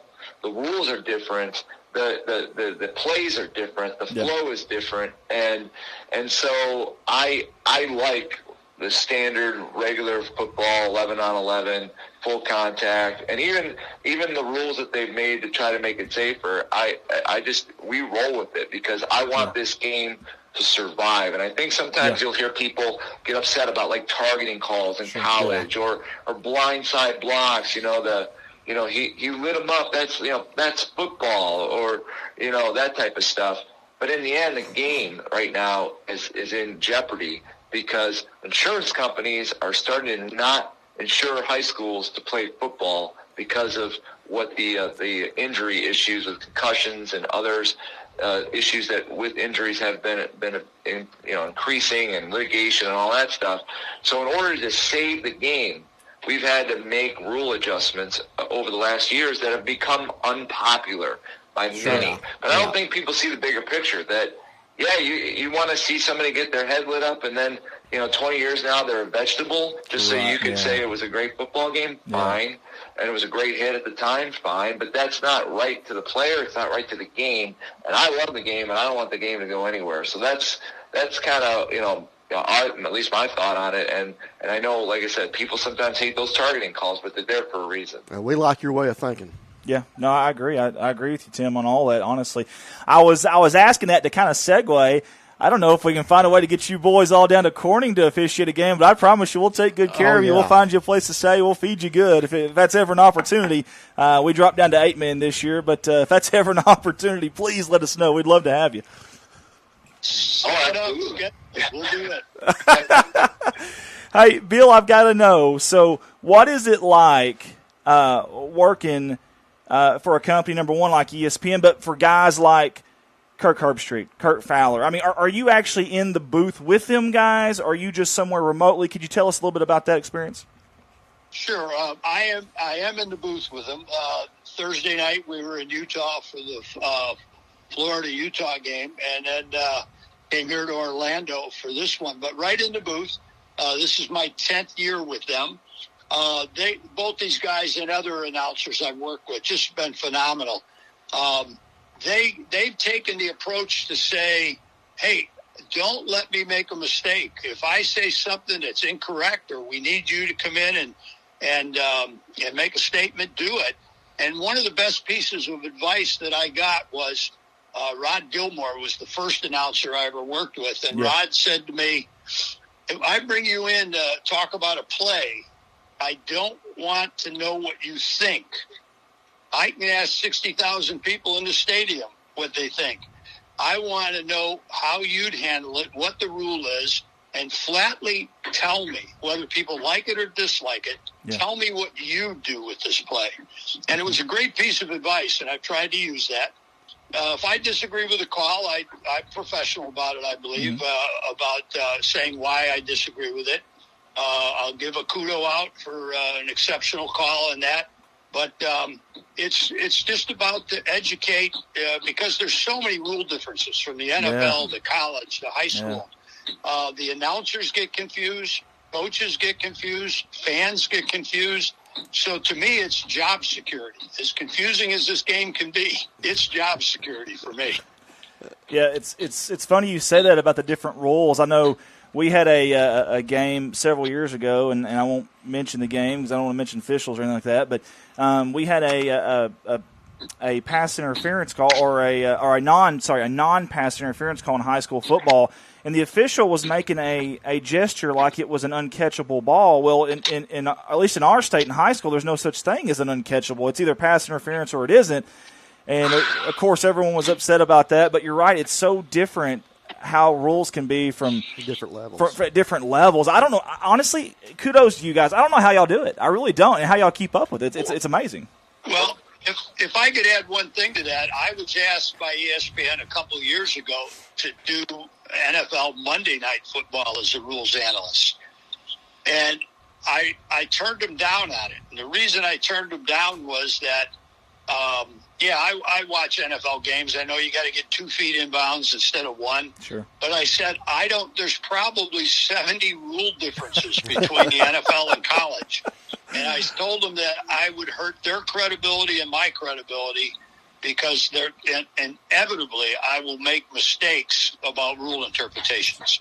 Yeah. So I passed on that opportunity. It would have been nice to be around it, but it wasn't the fit I needed because I don't know the NFL rules. I think that's a great deal. Obviously, it's probably tough, like you said, to turn that down. Monday Night Football. I mean, that's wild. That's awesome stuff. Obviously, you've done great in your life to get to that point, and kudos to you. But I think I'd be with you on that. I'd be a little bit nervous about embarrassing myself and the company, and that's probably a good move. Tim, I'm curious. You said you've been officiating since you were 10 years old. Wow, first of all. But I assume you've officiated all sorts of different sports. Is football your favorite sport to officiate? Yeah, I've had the opportunity. I guess I started in baseball, and then I officiated basketball and also softball. Football is by far my favorite sport to officiate. And I always make the joke like I was giving you guys, kind of crap about the 8 or flag football or whatever it might be. But in the end, if a football game breaks out and they need an official and I'm happen to be driving by, I might stop and just do the game. I mean, it's just, that's awesome. It's been one of those things that I've just really enjoyed, and football has been, I don't know, just something about it. I mean, I played in high school. I could have played in lower level colleges, but I went to the Navy instead, so I didn't play in college. But as soon as I got out of the Navy, I went back to it. I went back to the game and started officiating it, and it was, or even returned to officiating it, and it was really a lot of fun. And football is just one of those games that once you're in, you're in. And Bill and I talk about this all the time. We've truly become students of the game. And we could probably, not that we would want to, but we could probably go and coach it and probably do better than some of the coaches. And not to say that, because I'm sure they think they can do better than us at officiating. Well, so, sure. They tell us every game that they are. So it would be interesting if we switched roles one day, how well we would do as coaches and how well they would do as officials. That'd be awesome. It'd be pretty interesting. Oh, it would. But yeah, we're true students of the game. We just love the game. Hey, that'd be good TV for sure. Hey, Tim, thank you for your service, by the way, too. Yes. We appreciate that. Oh, you're welcome. I got a question for both of you guys. When did you decide to make officiating a career? Well, I'll go first. It's not really a career. That's just it. It's an avocation. I mean, I'm an air traffic controller by trade, so I just look for stress in my life, I guess. So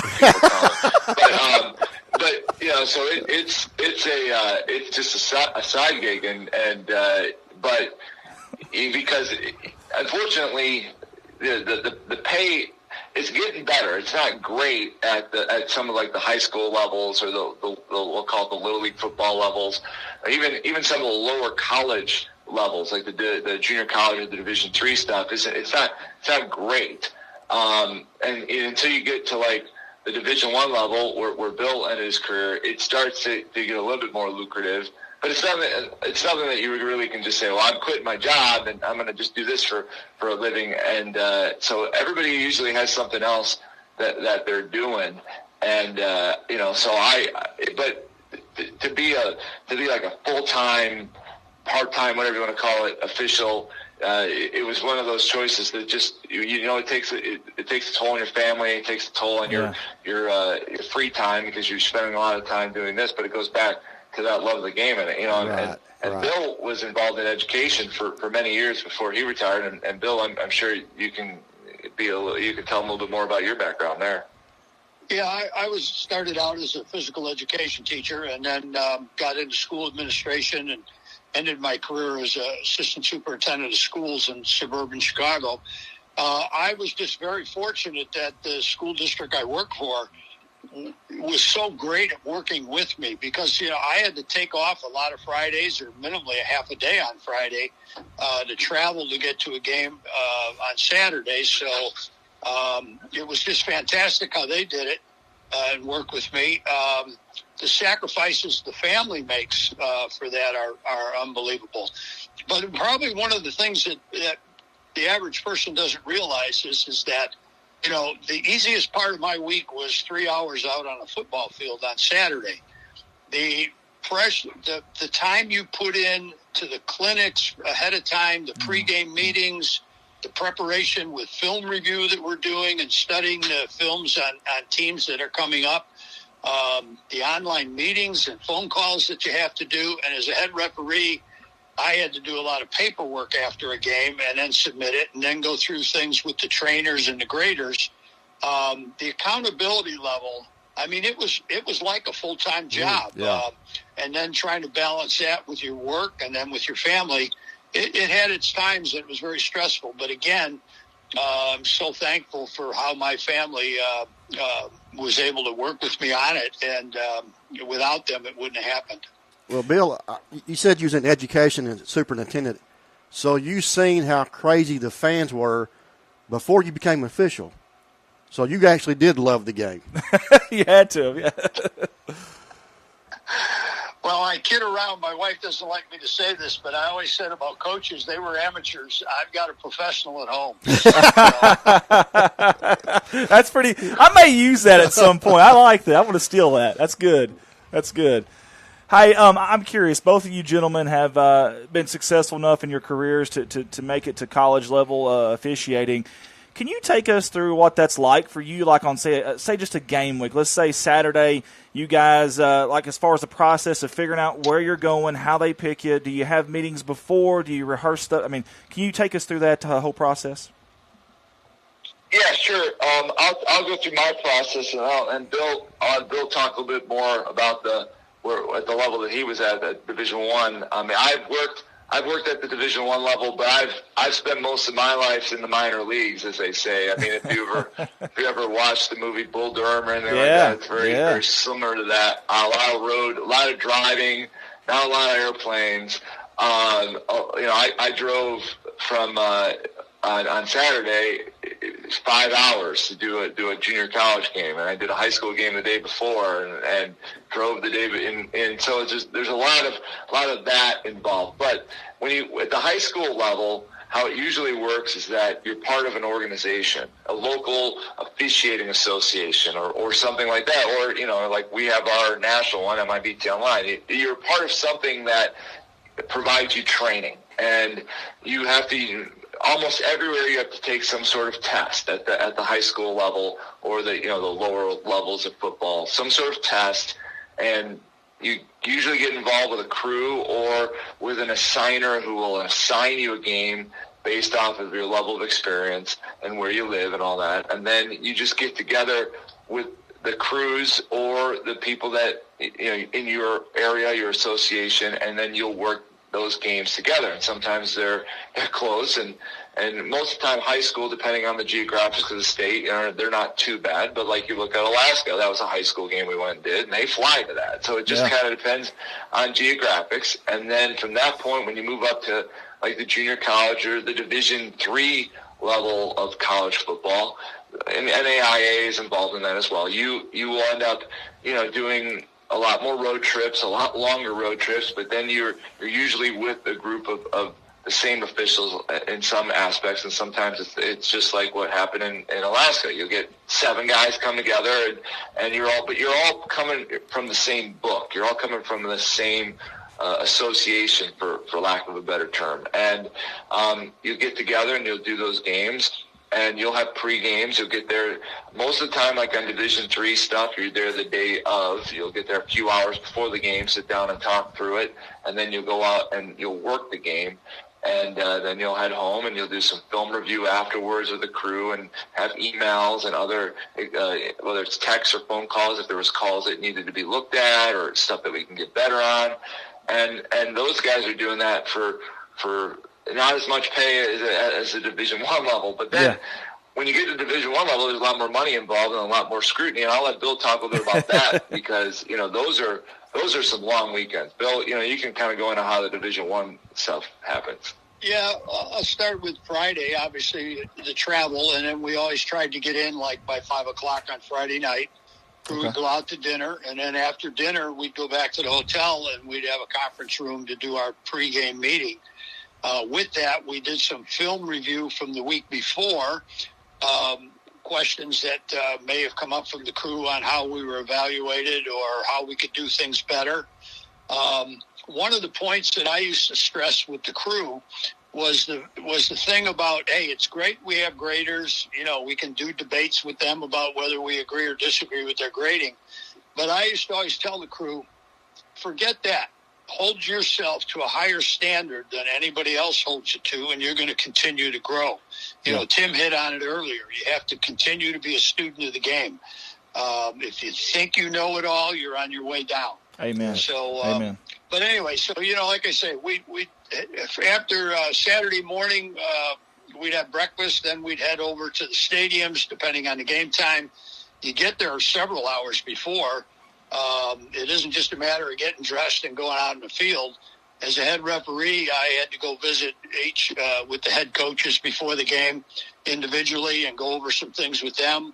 You had to meet with the TV people about the timeout procedures they were using and different things they wanted to know from you. And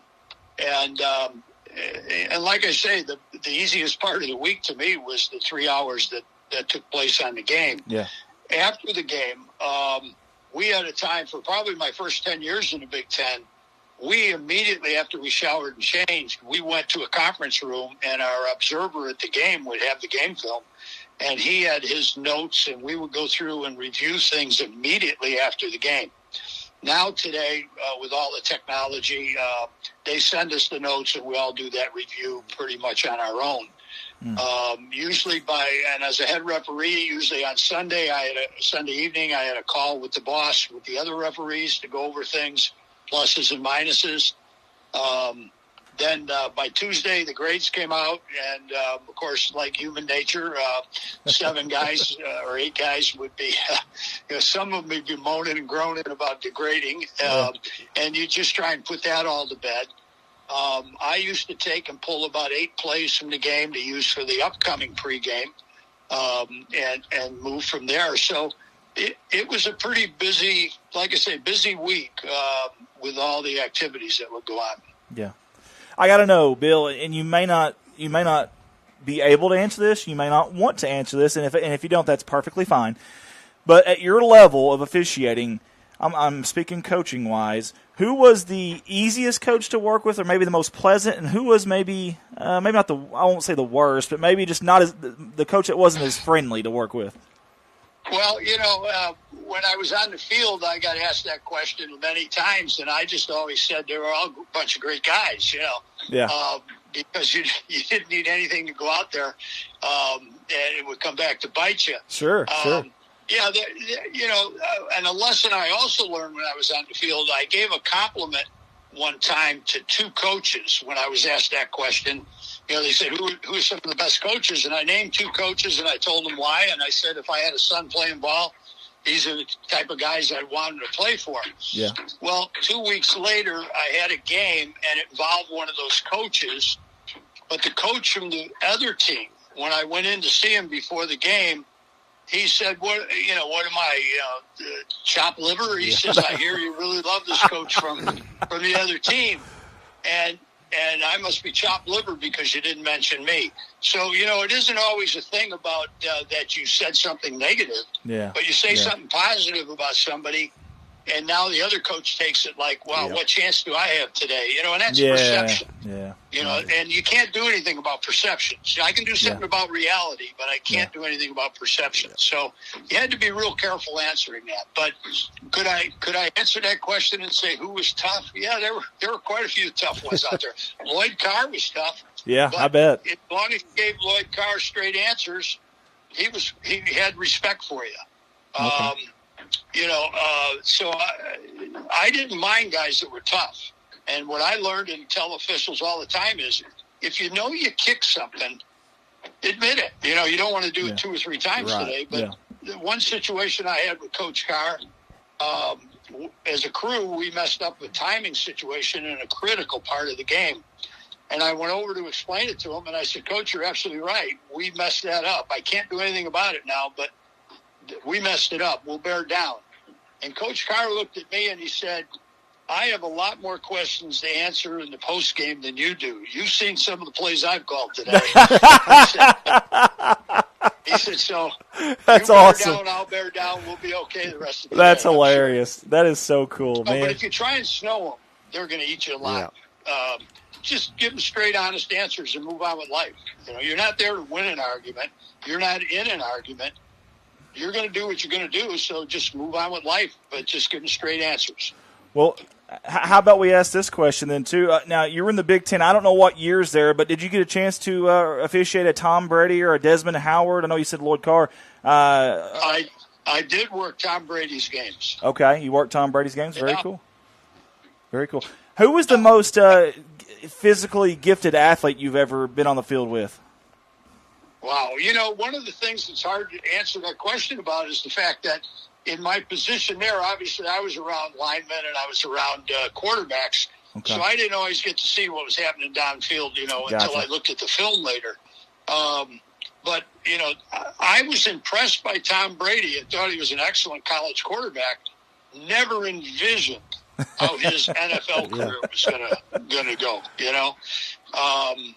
But there's been a ton of gifted athletes out there. Yeah. Now, Tim, I got to know, do you guys, obviously you guys are human beings, just like all of us. Do y'all ever watch TV on Saturdays, on Sundays, and scream at the TV at officials for missing calls too, like some of the fan base do?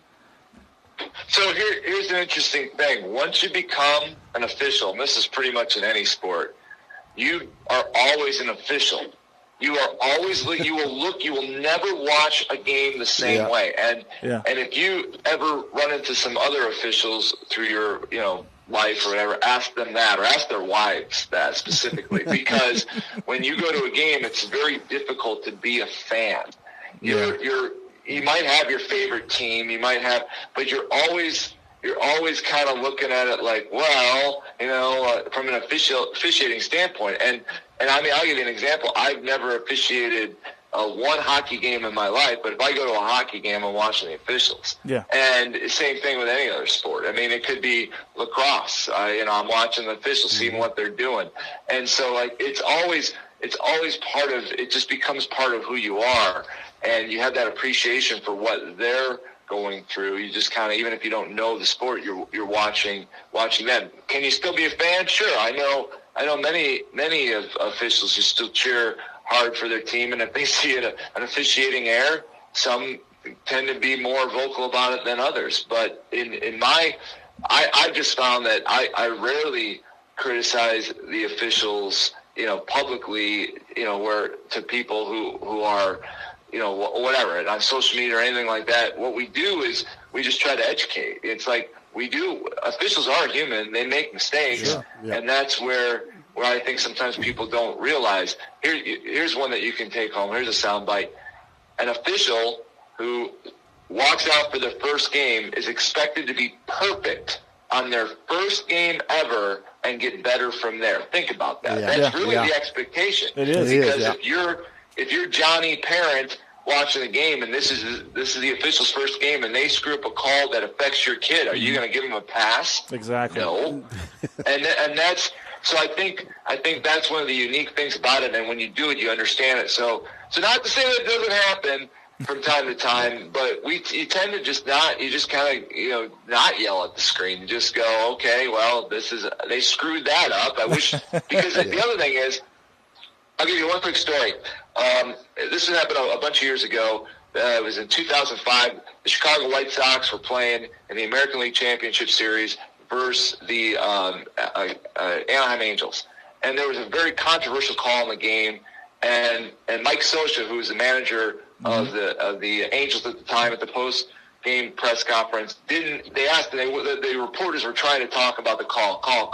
And he said, look, the only thing he said, he's like, I didn't agree with the call, but that had nothing to do with the game. We lost the game because we didn't hit, we didn't field, we didn't do this, we didn't do that. The call was there. I didn't agree with it, but I'm not blaming this game on the call or the umpire or anything like that.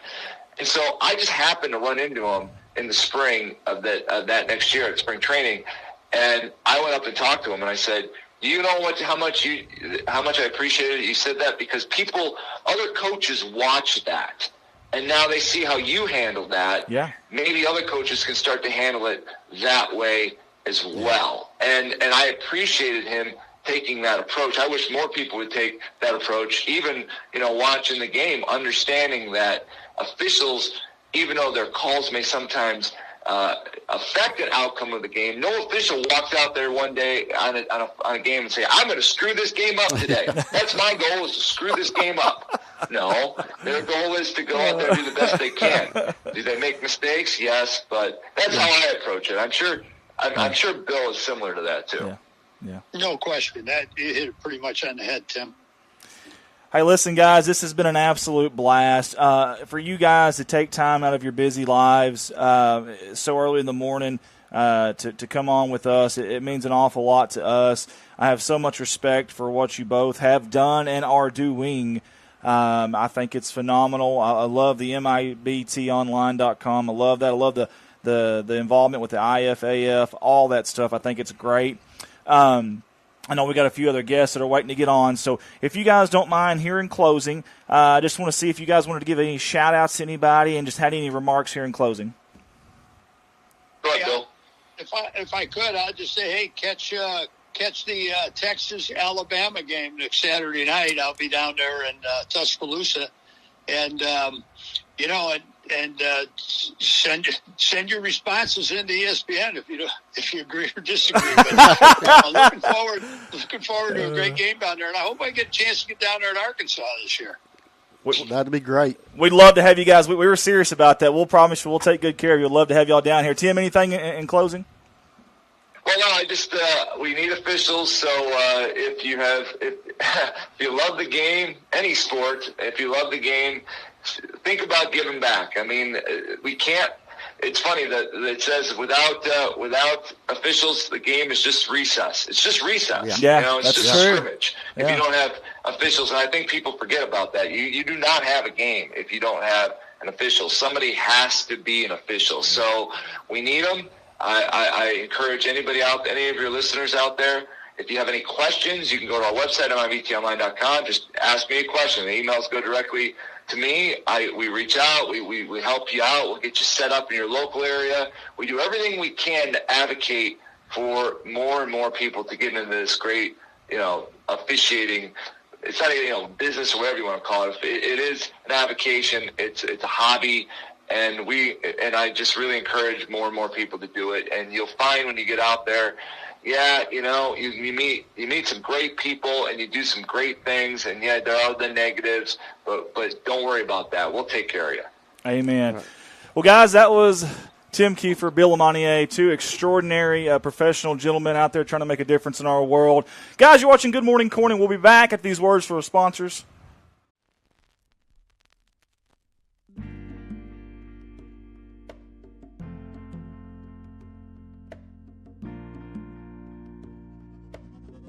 First up on our CSR sponsor slideshow for Good Morning Corning is Paragon Creative Company. That's our staffer, Ricky Betts there, who owns and operates that. If you like all the graphics that you see on our live streams, on our radio shows, whatever it may be, there's one guy in charge of that, and that is this guy right here in his company, Paragon Creative Company. Get a hold of him at 870-919-6997. Find him on Facebook, or simply message us here at CSR, and we'll send it to Ricky himself. Again, Paragon Creative Company, proud sponsor of Good Morning Corning.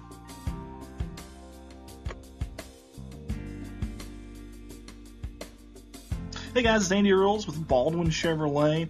Hey, when I'm not here doing these live streams, these radio shows, I'm at a full-time job, Baldwin Chevrolet, Cadillac in Poplar Bluff, Missouri. Hey, I love the opportunity to earn your business, Mark of Excellence Award winner. Been doing it for 17 years now. I've got 4 lots full of inventory, new and pre-owned. And the majority of those are backed by a lifetime warranty at no charge to you. Shop online at BaldwinAutomotiveGroup.com or call me, Andy Earls, 501-413-9715. Again, Andy Earls, Baldwin Chevrolet, 501-413-9715.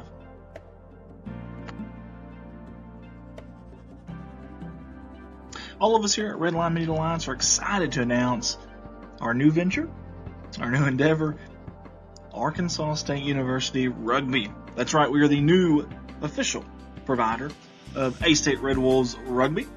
and that starts this year in the 23-24 season. You can find those games, all their home games, live on our Red Line Media Alliance Facebook and YouTube. Red Line Media Alliance, connect the world. A-State, Wolves up.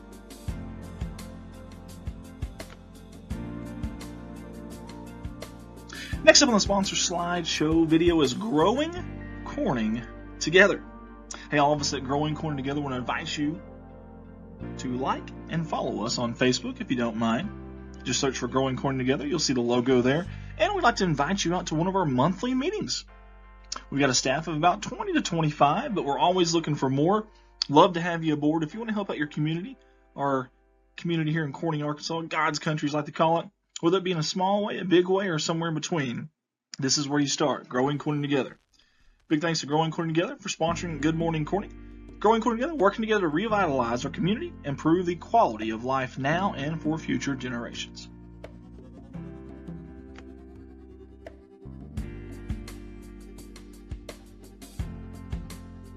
Next up on our sponsor slideshow video is our Corning Sports Report and Red Line Media Alliance YouTube and Facebook.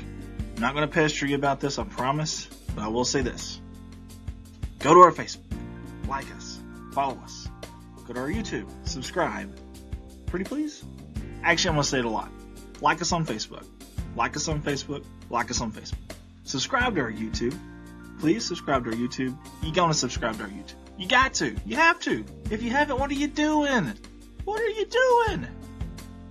Pretty please. Like us, follow us on Facebook, subscribe on YouTube. Thank you.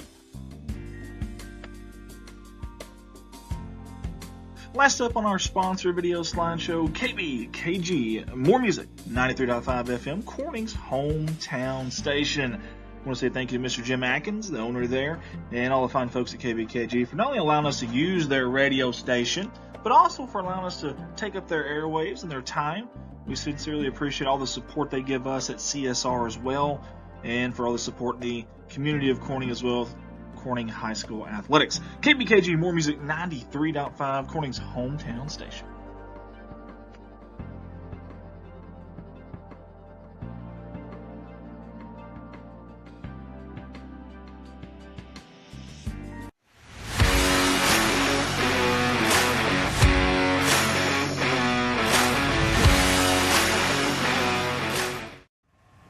And we're back here live. Good morning, Corning. Episode number 10, season number 2. Live on location here at KBKG. More music 9:05. Alongside my hombre here, Mr. Mark Huffdaddy Hufford. We have got 3 of the most useless people I've ever known in my life. I would probably agree with that. I'm kidding. We got our next guest up. First of all, fellas, A, thank you for being here. B, thank you for being patient. We had 2 really unique guys that had a lot of history and a lot of cool stuff we wanted to hear about, so we yapped with them way past your – what were they scheduled? What time? 9 o'clock. Yeah, it's only 37 minutes past. So, no. Poor Luke over here, he's probably got plans, and we just ruined that. He works till midnight, so he's still sleeping. Yeah, he's snoozing over there. All right, without further ado, let's get these guys on camera. There is our next interview here. We have got class of 22 and class of 23. So I'm glad, Mark, that you did this. So before let's take those ugly mugs off the camera real quick. Get back up here to the good-looking guys. Before we jump in, I want to say thank you because we've always getting these classes from like 75 or 94. Them old people. Yeah, them older. Them old geezers that we've been getting on here. I'm kidding. And so I'm glad you spearheaded this, so thank you for doing that because this all the things I have going on is kind of stressful, and you jumped on this, you spearheaded it, and we got something more fresh. I kind of like that. I'm glad you did that, actually. Well, it's good to be able to say, hey, okay, now they're alumni. Yeah. Even though they've graduated here recently in our book, they are alumni now. Well, fellas, let's get to y'all. How we doing? Doing good. Doing great. Yep. Yeah. Good, great, awesome. Well, you mentioned the facial hair before we got on air, and some of these guys couldn't grow facial hair back when they were in high school. Just 2 years ago. Yeah, and now look at them. I mean, I looked Puberty's kicked in. Timothy's the same. He had facial hair at 10 years old, and we're not sure what Mark was feeding him or what's in the water over there at the Huffert's house. Him and Jace Couch was on the same thing, evidently. That's right. You ain't a kidding. My goodness, he's got more hair on his chin I got on my head. Hey, all three of you guys are graduated and now attending college. How does it make you feel to be out of high school and into the next level? It's definitely different. You know, I'm coming from a class where we had sub 50 graduating, and now I'm on UCA's campus, and it's just massive compared to Corning. But there's a lot of different people there. You get to see a lot of different things, and it's been really enjoyable so far. I'm excited to be there. Yeah, it's really nice to have a change of scenery. You know, Arkansas Tech's not as big as UCA, but it's still a whole lot bigger than Corning. And it's taken a little bit of getting used to having that many people. Yeah, the first time I walked into a class and saw there was more people there than my whole graduating class. It's kind of weird. That's awesome. Now, Fisher, tell us what your plans there at college. What are you going for? Okay, my major is insurance and risk management, taken after my mom. Smart move. Yeah. Yeah, Yep. that's no kidding. My plan is after I graduate college to pursue a career as a insurance adjuster or field underwriter. And so I'm not sure with which company or where at, but that's the plan as of right now. So it's not going to be just sitting behind the desk. You want to be out and about. No, I want to be out and about. That's good. Yep. Timothy? I'm majoring in mechanical engineering, and I'm also going to get an associate's degree of nuclear technology. Holy smokes. Now, where does he get that from, He's following Mark? his father's footsteps. Oh, is that what it is? Okay. If Nicole's watching, I think you're going to get it when you get home. But So I know we talked. What's your plans once you get out of college? Well, I mean, with a mechanical engineering degree, you can do a whole lot with that. So, you know, if worst comes to worst, I can get a job just about anywhere. at CSR. But Sorry. I'm looking at there's a nuclear power plant right by Russellville, which is where I'm going to school at, and looking at trying to get a job there. Okay.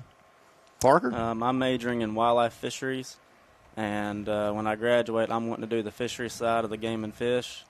But when I tell people that, they usually just think game warden right away. Yeah. Now, we know you and a gun will not go good together. No. But see, this is what I love about this group. Now, these guys were all boot camp boys at one time. Amen. Amen. But they're all unique in their own way, and they've all kind of going different directions, but yet their campuses are 45 minutes apart. Yep. That's awesome. And That even is though it's been just a couple of weeks, they have already gotten together. Yeah. Yep. So, you know, that camaraderie from boot camp boys going to school together is still That is so carrying cool. over. We had to have our fantasy football draft. That's true. couldn't Oh, miss that. nice. We had Nice. to do that together, and then Tim texted the group chat, and he said, hey, Corning's playing Rector this Friday night. Fisher come over, so I came over. We ordered Domino's, watched Corning play Rector. Nice. Yep. That wasn't a too pleasant game, but now last Friday Islip night, County. that's a little Yeah. different story, Different wasn't it? story. Yeah. That was Parker, I believe you were actually at the Yeah, game, wasn't you? Yeah, I was there. How was the atmosphere? Was it Quiet. Was it comparable to the Rice Bowl on our side, though? Oh, on our side, Yeah. yeah. Yeah, On their side was Their side was you could hear a pin drop. Hey, I want to say kudos to you guys because when Mark had started this boot camp, boys, kids y'all's age at the time with everything, like I thought, man, that's an awesome deal. I think it'll be great, but a couple of weeks that'll probably fizzle out. Son of a gun, you guys y'all stuck with it. How long did y'all? Year and a half. A year and a half, man. That is awesome, man. I'm so proud of you guys. Like, at y'all's age, that isn't the cool thing to do. You know what I mean? That isn't the – but you guys are like role models for not only kids in your class, but other people. Heck, for me, for everybody. And if I never told you thank you for that, I want to tell you now. I thought that was awesome, man. And Mark, you too as well. Well, I see it too, and Parker can vouch for this because I believe Bennett is in a group that does some type of thing with Miss Brittany George. I think so. I believe they do game day. Okay. And they get together, eat breakfast, and then they still talk about the Bible and stuff like that. When we were doing the boot camp boys, it was expected kind of form a bond to help them out through high school.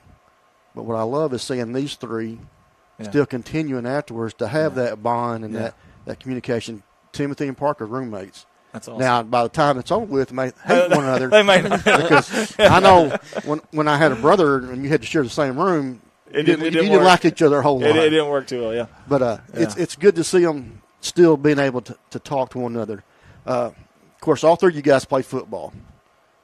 I want to get your intake on this new 8-man, especially after this ICC game. Yeah, when they said they were switching to 8-man football, I was excited. I watched Rector play Izard County in the state championship last year, and what I noticed about 8-man that was different from 11-man is there's so much more open field. There's bigger plays, like there's a lot more big plays, chunk yardage. Now, I don't like it in the fact that I'm a lineman and they're taking a couple of line spots. I don't like that, but other than that, it's been exciting to watch, and I think it's good for our program because we don't have 50 kids on the roster. Yeah. If one person goes down, that's a big deal, huge. And so it was the right move for our program, and it looks to be working out great so far. Good deal. Yeah, it was interesting when I heard about it. It's going to take some getting used to. I mean, just watching it, for me, it's a lot different. I know some people, my mom said she can't even tell a difference, but it's a lot different watching it. It's going to take some getting used to.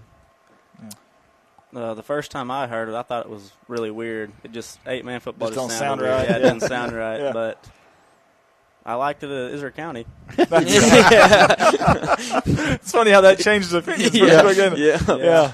Do you guys have a relationship with the obviously y'all here, you're gone now, but do y'all have a relationship with any of the kids that are still here? Do y'all talk to them ever as far as the players on the football team?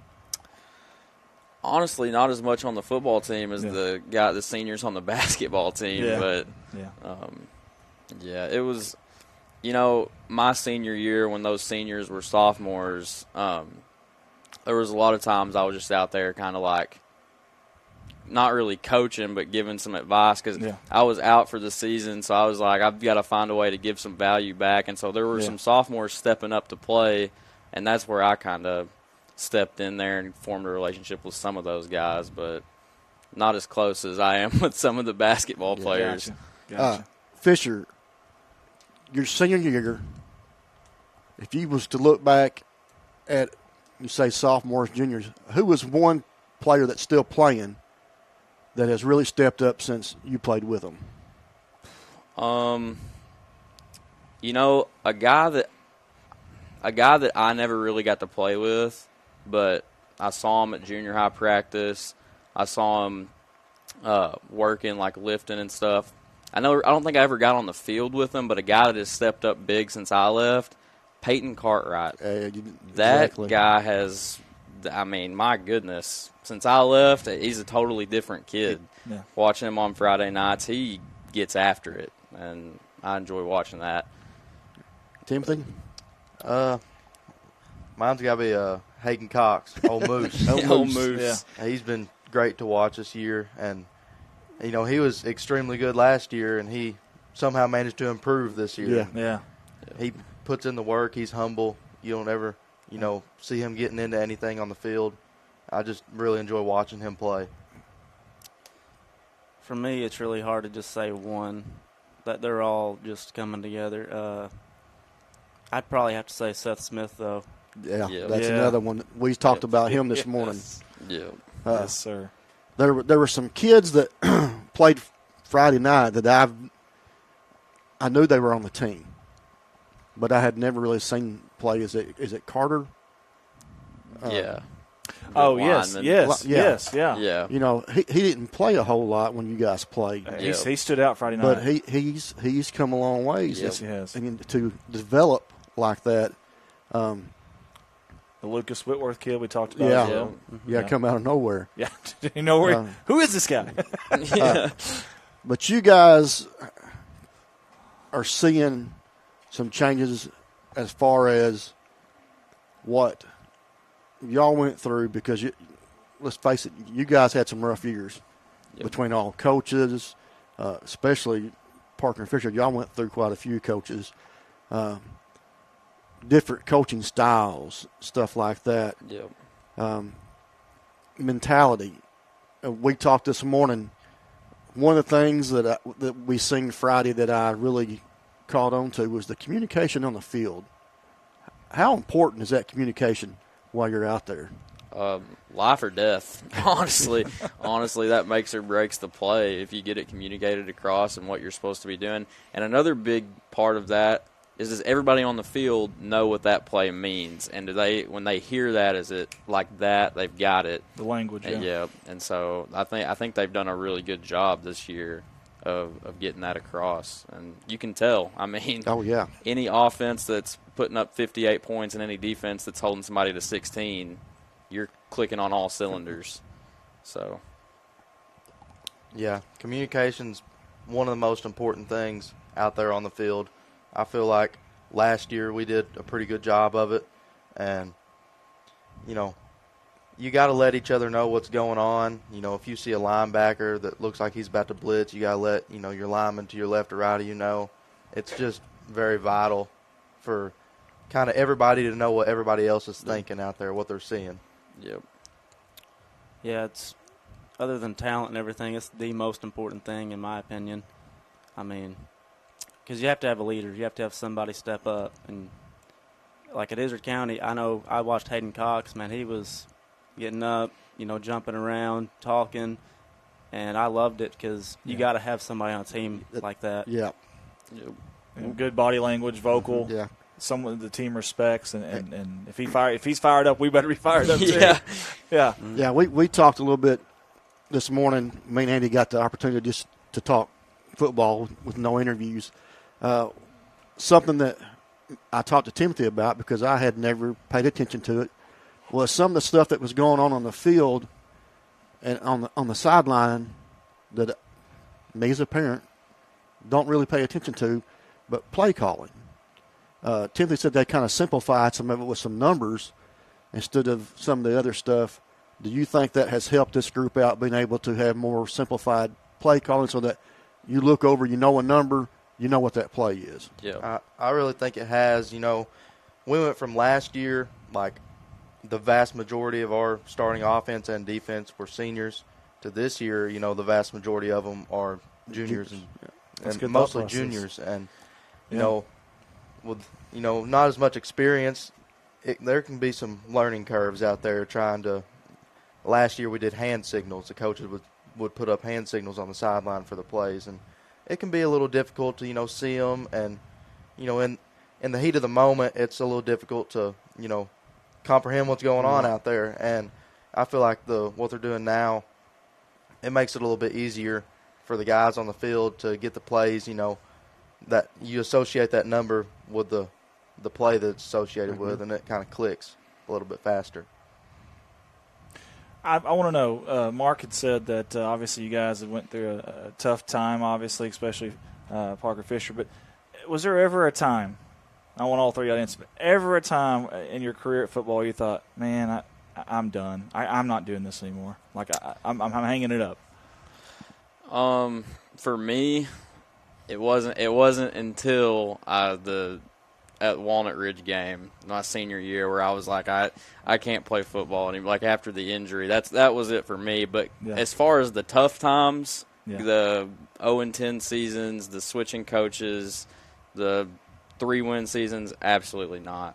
I would do that 10 times over with those guys. And those are some of my favorite memories from high school, is through practices and things of that nature. But the tough times never deterred me, but it was the other things that got in the way. Yeah, when I was real younger, like 7th or 8th grade, I wasn't much of an athlete. I wasn't too fond of playing any sports. And, yeah, like Fisher said, it wasn't the tough times or the coaching changes that were deterring me. It just kind of just me, myself, not knowing if I wanted to, for the rest of my high school career, having to deal with practices and stuff. But Sure. I stuck it out, and I'm really glad I did. Yeah, when I was younger, 7th grade, 8th grade, I was real hesitant on whether to just quit football and just play basketball and baseball. And I had Wes Couch come and talk to me about it.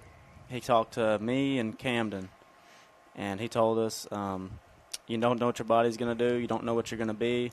Go ahead and stick it out because, you never know. You could be 6'5" and 220, or you could be 5'9" and 130. You never know. You never know what your body's going to do.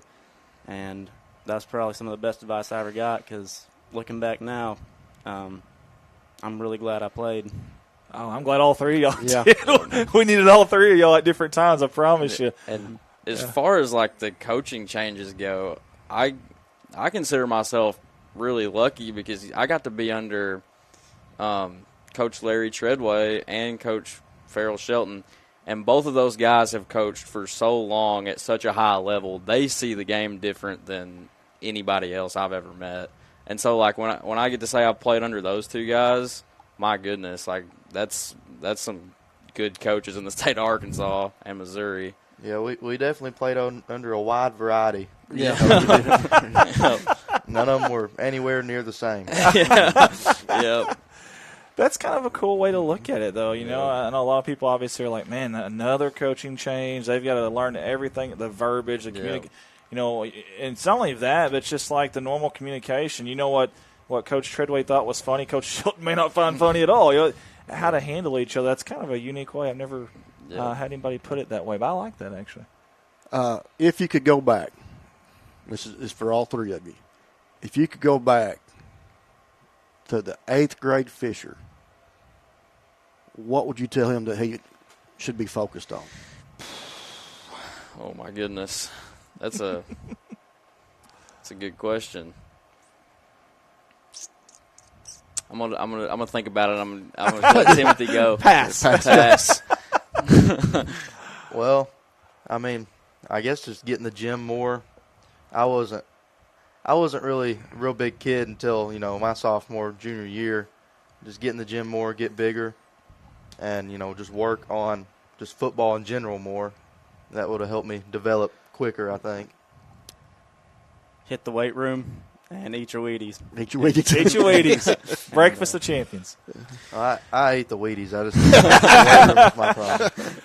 What's the one thing since you guys are graduating, whether it's sports, whether it's football, whether it's anything school, what's the one thing you miss most about Corning High School? Just hanging out with the guys. I mean, my last couple of years there, it was just like, especially senior year, we were there for half a day, and most of our classes were like online college classes. Yeah. And so we were just like in the field house. We probably watched 100 movies that year in the field house, just wrestling in the locker room. We had a little mini hoop basketball goal up there, and we just all hang out and laugh. And you don't really realize it in those moments that you don't ever get a time. You're not going to get a time like that again, where everybody's there from your graduating class. Yeah, mine would probably be the same as Fisher. My real close group of friends, one of them's going to A-State, a couple of them are going to college. I'm the only one that's going real far off, so it's kind of tough, going from getting to hang out with them every day at school and then to, going off and not getting to see them. So, yeah, I missed the camaraderie because I didn't realize how soon after I graduated I wouldn't be seeing some of these guys. That's a hard pill to swallow right there. I know. Now, I didn't play sports in high school because of grades, even though I passed my genes on to Timothy. So, anyway, but when I'll just put it out there. I was the party kid. So whenever I graduated high school, I thought, man, I'm gonna party with these guys all the time. But we all went our different directions. Yeah. And you've got to learn to adapt especially you guys going to college, y'all probably have already picked up, I'm making new friends already. Well, for me, there wasn't that opportunity. I went straight to work at Martin Sprocket and Gear right out of high school. And I missed that, and I wish I would have went back now and say, okay, partying wasn't that important.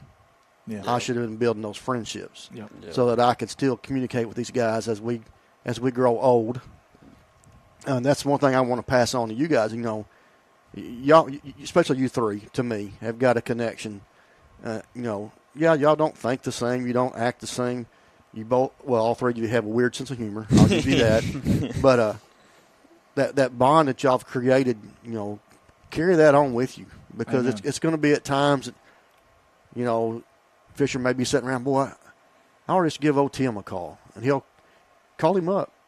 Parker may be sitting around checking fish to see what sex they are, and think, boy, those two perverts I went to school with, Tim and Fisher, I ought to give them a call. Yeah. It's just stuff like that you're going to miss going on. Luke's here. He'll be our next interview, but, he'll tell you, I told him the same thing. You're going to have new friends as you go through life. Even the jobs, when you change a job, you create new friends. But those friends you had back in high school, those real friends you had back in high school, will always be there. Yeah. Because, I graduated in '86, and I have some guys that I graduated with that are still in contact with me. No, we don't see each other, but, man, I get a text message, hey, man, how you doing? I ain't talked to you in a while. Those mean a lot, especially if they got a crisis going on in their life. I'm going to tell a little story if we got time here. Yes, absolutely. A buddy of mine, Kevin Tibbs, one of my best friends in high school. Man, we done everything together. Rabbit hunted. Now he was a sports guy. Of course, he was athletic, so it helped out. But last year, he went in for a simple hernia surgery and ended up having a heart attack and what they considered dying on the table. They performed CPR for 45 minutes. And they told his wife, normally after about 15, we quit because we know we're done. Well, me and him had just started communicating again before that time. This guy is still up about functioning. He's a retired firefighter. And I'm thinking, if we would have spent more time bonding instead of partying, I probably would have dropped everything I was doing and been there for him. And you don't ever want to feel like you're not there for your friends. Yeah. Yep. So no matter what goes on, focus on that bond. These kids that are playing football right now, they don't realize you guys are already starting. Y'all have not been out but 1 or 2 years. Yep. You're starting to realize you missed that. Yep. Well, they're there. They're not thinking about that. Y'all didn't think about that when you were in high school, did you? No. It was, hey, I got class half a day, man. The rest of the day's mine. Yeah, this is the way to go. Yeah, it's kind of nice. But just remember those things so that when you move on in life, that you got something to look back on and cherish. Well, something I look back on and cherish from you three guys is how much y'all helped us, our company. It was a blessing. We had all these junior high games, 7th grade games, and I couldn't do it. I just couldn't do it. And you guys stepped up. You filled that gap. You filled those roles, and you did awesome. I mean, we had several people compliment on you guys from a production standpoint, from a camera standpoint, from a switching cameras, the audio, the commentary, everything. Man, you guys are young. You're still young, but y'all stepped in there and did an awesome job, man. I really, really appreciate it. Did y'all kind of enjoy it too? I absolutely enjoyed it. Yeah. It's like you get to pretend you're working for ESPN for a couple of hours. It's super fun. Yeah. Now, one that got me is when we did, I believe we did the Piggott game, junior high game. On the road, right? On the road. Yes, I remember we were over there, and Parker is begging, man, give me a camera. Let me run down the field along the side of him. He wanted to get in the game right along with him. That is awesome. That is awesome. Yeah, well, he's White Lightning, evidently, so he could do that. Well, that's because Bart White's memory is lost. It's the Great White Shadow, Great Bart. White Shadow. Oh, goodness. Bart, we love you. Nothing but love. Speaking of love, some people showing love on here. Robin Cindy Barnett says, good morning, everybody. Leslie Mathis Price, Mark Lucas, Red Eddington, Molly Thompson, Lonnie Groves, Katie Woolard, Don Hubbard, all kinds of people. So I got to know, you guys played for a bunch of different coaches, not just head coach, assistant coaches. Who was the most influential for each of y'all? Who was your favorite for each of y'all, if you don't mind narrowing that down? Yeah, I don't know. Coach Treadway definitely, I think, had the biggest impact on me as a player. I had him my sophomore and junior year, and so, I am not by any means athletic at all, but he saw something in me, and he spent a lot of extra time working with me and turned me into a half-decent player, I feel like. Yeah, absolutely. I would have to say he was definitely the most influential for me. And Coach Shelton, he's a freak. He sees the game like nobody else I've ever met. And so working with him too, and I got to talk to him a lot my senior year. He was really awesome to be coached by as well. So I got to go Coach Poe. Coach Poe. Coach Poe's the only coach we had that stuck around from my 7th grade year all the way to my senior year. Yep. And, that means something. He's the only one that stuck around with us. And, that bond got to grow closer between us, where it didn't with some other coaches. And that just meant a lot to me. Well, they all were influential in different parts. Mosley was weight room, definitely. He got all of us to a point where we never thought we could be. Treadway came in, and I didn't even think I was going to play my sophomore year at all. I thought I was going to ride the pine. And somehow I ended up playing my sophomore year, and I grew a lot. But then Shelton came in, and he taught me more about football than probably anybody I know. I mean, his brain is it's I don't even know how to put it into words. It's wired for football. It's wired for football. Yeah. You're right. Yeah. And that's what I think. We were talking about some of the changes that happened from first week to second week. You guys said y'all watched the record game. Yep. And then you turn around and watched ICC. What kind of big change did you guys see from one week to the next?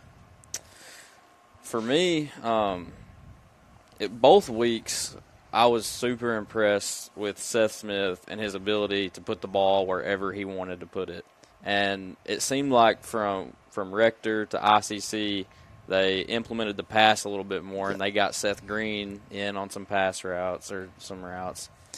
But, I mean, that for me, getting the pass opened up, especially in 8-man, there's not as much coverage. So I think that was the biggest change for me. Yeah, overall, you could tell they just played a lot better together as a team. Mm-hmm. It wasn't just one individual player that, was the reason that they won that game. But, Hagen Cox did really good. Seth Green had a really good game. Seth Smith had a really good game. I noticed the O-line improved a ton from week 1 to week 2. And that was probably the biggest just overall improvement I saw on the team.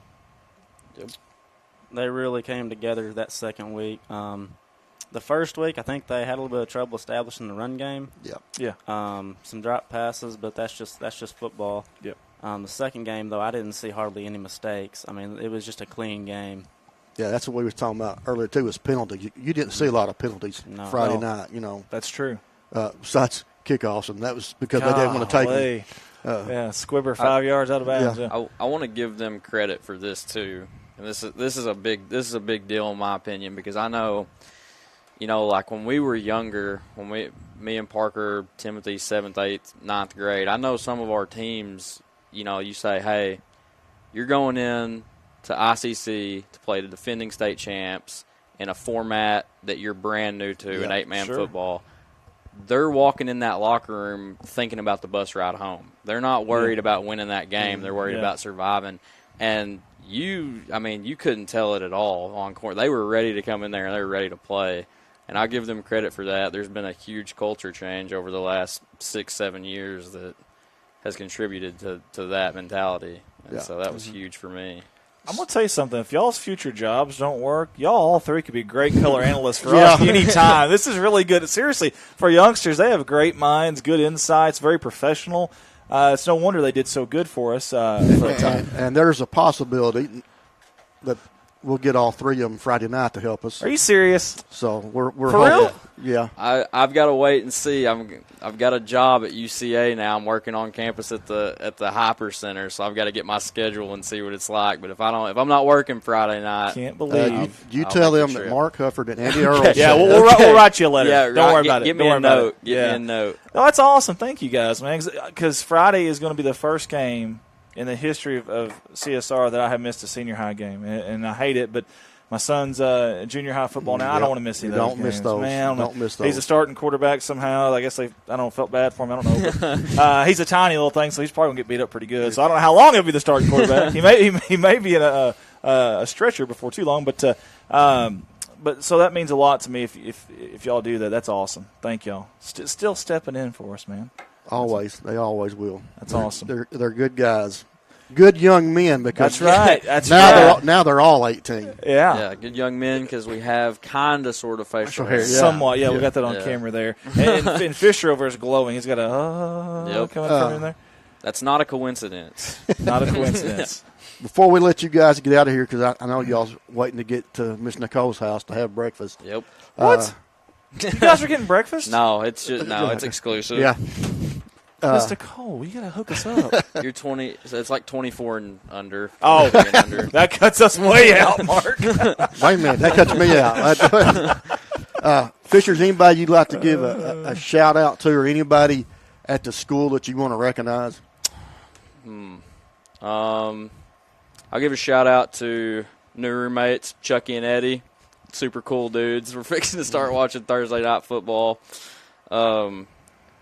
And shout out to Mr. Hampton. Mr. Hampton. Yeah. Good man. Like it. Very good man.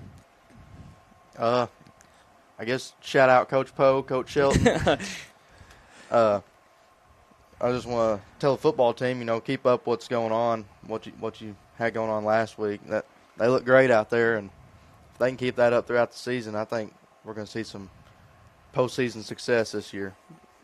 Yeah, shout out to the football team. Keep it going. Keep it going. One thing before we get done here, because me and Andy have talked about negativity today.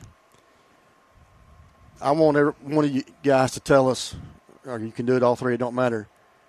When people get negative on the social media and say things, I don't think they realize sometimes how that affects the players.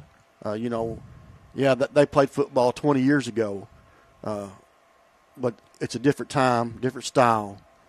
What would you want to say to somebody that's giving negative feedback? I mean, y'all seen that. I'm sure when y'all were playing too. I mean, y'all aren't blind to that, right? Yeah, I'll say this: it's high school football. I don't know, high school football. You absolutely want to win games. But it's about becoming a better person and learning a work ethic. If you have anything negative to say about that, about a score on the scoreboard, you need to find something else to do with your time. Amen. That's absolutely like that's useless. I mean, I'm not for the negativity at all. I mean, I'm all for winning games, but at the end of the night, it is a game. Yeah. There's a bigger picture. Yeah, there's no need in that. As much as I'd like to say, nobody notices that. Pretty much everybody sees it. Some people, may take it and use it as fuel to get better. And sure. Some people may take it to heart and get upset about it. But, there's just no need for it. They're all kids out there. It's not like the NFL or college where you got grown men out there playing. It's kids. There's no need. Yeah, I mean, they're out there fighting, giving it their all. And I know for me, I'm trying to see where I was going with this. It's okay. I know for me that at the time winning was everything. Winning was all I ever cared about. But now looking back, it's not about so much the scoreboard. It's about, did I give it everything I had? And, Amen. Yeah.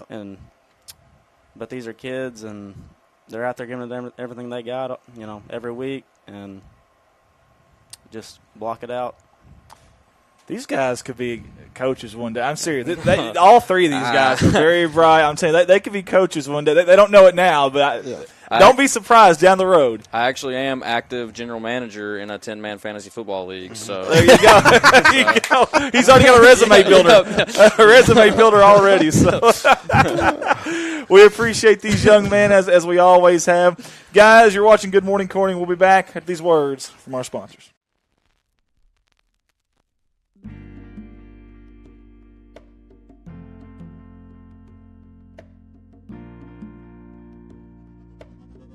First up on our CSR sponsor slideshow for Good Morning Corning is Paragon Creative Company. That's our staffer, Ricky Betts there, who owns and operates that. If you like all the graphics that you see on our live streams, on our radio shows, whatever it may be, there's one guy in charge of that, and that is this guy right here in his company, Paragon Creative Company. Get a hold of him at 870-919-6997. Find him on Facebook, or simply message us here at CSR, and we'll send it to Ricky himself. Again, Paragon Creative Company, proud sponsor of Good Morning Corning.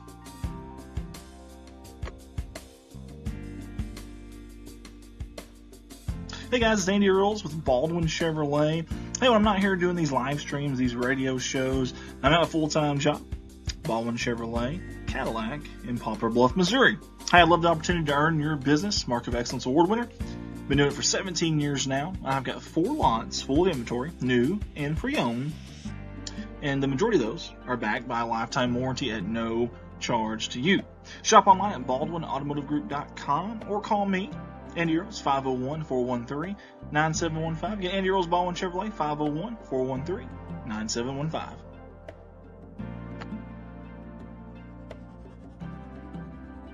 All of us here at Redline Media Alliance are excited to announce our new venture, our new endeavor, Arkansas State University Rugby. That's right, we are the new official provider of A-State Red Wolves Rugby, and that starts this year in the 23-24 season. You can find those games, all their home games, live on our Redline Media Alliance Facebook and YouTube.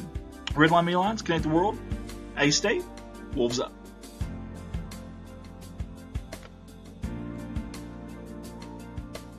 Next up on the sponsor slideshow video is Growing Corning Together. Hey, all of us at Growing Corning Together want to invite you to like and follow us on Facebook if you don't mind. Just search for Growing Corning Together. You'll see the logo there. And we'd like to invite you out to one of our monthly meetings. We've got a staff of about 20 to 25, but we're always looking for more.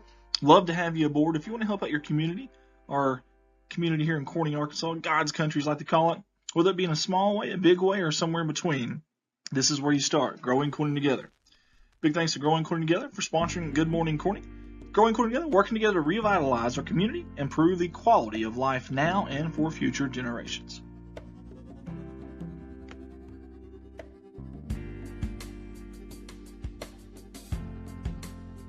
Next up on our sponsor slideshow video is our Corning Sports Report and Redline Media Alliance YouTube and Facebook. I'm not going to pester you about this, I promise, but I will say this. Go to our Facebook. Like us, follow us, go to our YouTube, subscribe. Pretty please? Actually, I'm going to say it a lot. Like us on Facebook. Like us on Facebook. Like us on Facebook. Subscribe to our YouTube. Please subscribe to our YouTube. You're going to subscribe to our YouTube. You got to. You have to. If you haven't, what are you doing? What are you doing? Pretty please. Like us, follow us on Facebook, subscribe on YouTube. Thank you. Last up on our sponsor video slideshow, KBKG, more music, 93.5 FM, Corning's hometown station. I want to say thank you to Mr. Jim Atkins, the owner there, and all the fine folks at KBKG for not only allowing us to use their radio station, but also for allowing us to take up their airwaves and their time. We sincerely appreciate all the support they give us at CSR as well, and for all the support in the community of Corning as well. Corning High School Athletics. KBKG, more music, 93.5, Corning's hometown station.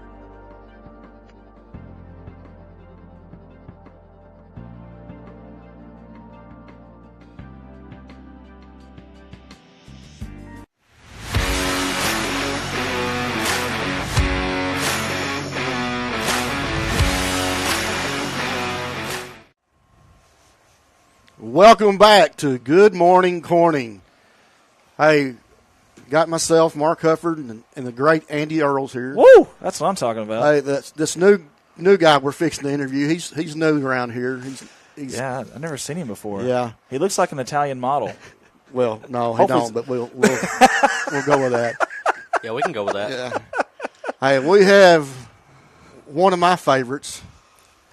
He's one of my favorites. One of my favorites. Luke Rogers with us today. Those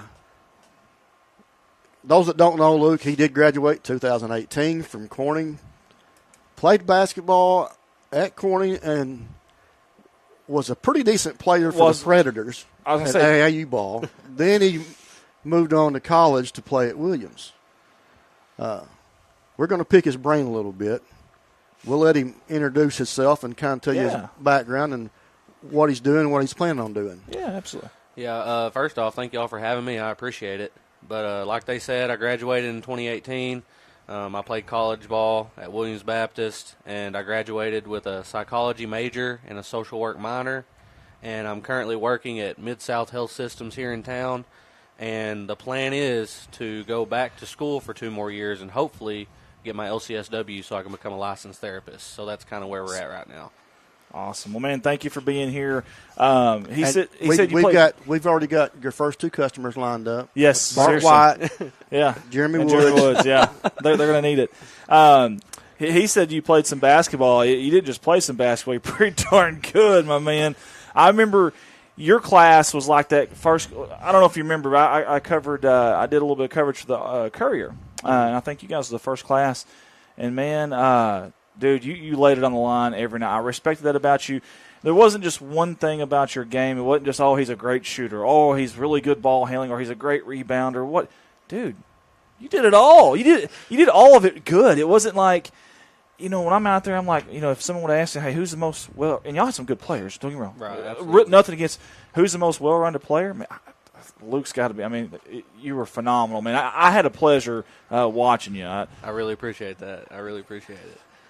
And obviously, you guys went pretty far. Your senior year, I know it was regionals, but first round regionals. Was it Valley Springs? Valley Springs, I believe, wasn't it? We played at Melbourne, right, in the regionals. Yeah, and they had a phenomenal kid there that we just could not shut down. Yeah. Sophomore, too, about 6'5", lanky. Man, he could do it all on the floor. He was a problem for us. We threw every defensive scheme at him. Man, zone, through all of our best defenders, and he was gonna score one way or another. One way or another, man. It didn't matter at the end of the day. You guys that year, too, if I remember right, and correct me if I'm wrong, my memory's getting bad, at the Williams Baptist tournament, didn't you? Y'all were runner-up, were y'all not? Yep, we made it to the finals. We played Tuckerman in a finals game. It was an exciting game. I was glad to be a part of that game because the place was rocking. It was full, loud. Yeah, it's one of my favorite memories for high school basketball as far as like atmosphere for a game. Yeah. It was peak level competitive nature. I remember out it there. well. It was one of mine as a parent because I'd coached Luke through AU, watched him play school ball. Pete, watched him since 4th grade on up, and that night at Williams, we were sitting there, and the people behind us were from Tuckerman. Yeah. And we were getting smoked. Yeah. I mean, literally smoked. Yeah. We're down about 17 and a half. It was big. It was big. And they are just carrying on.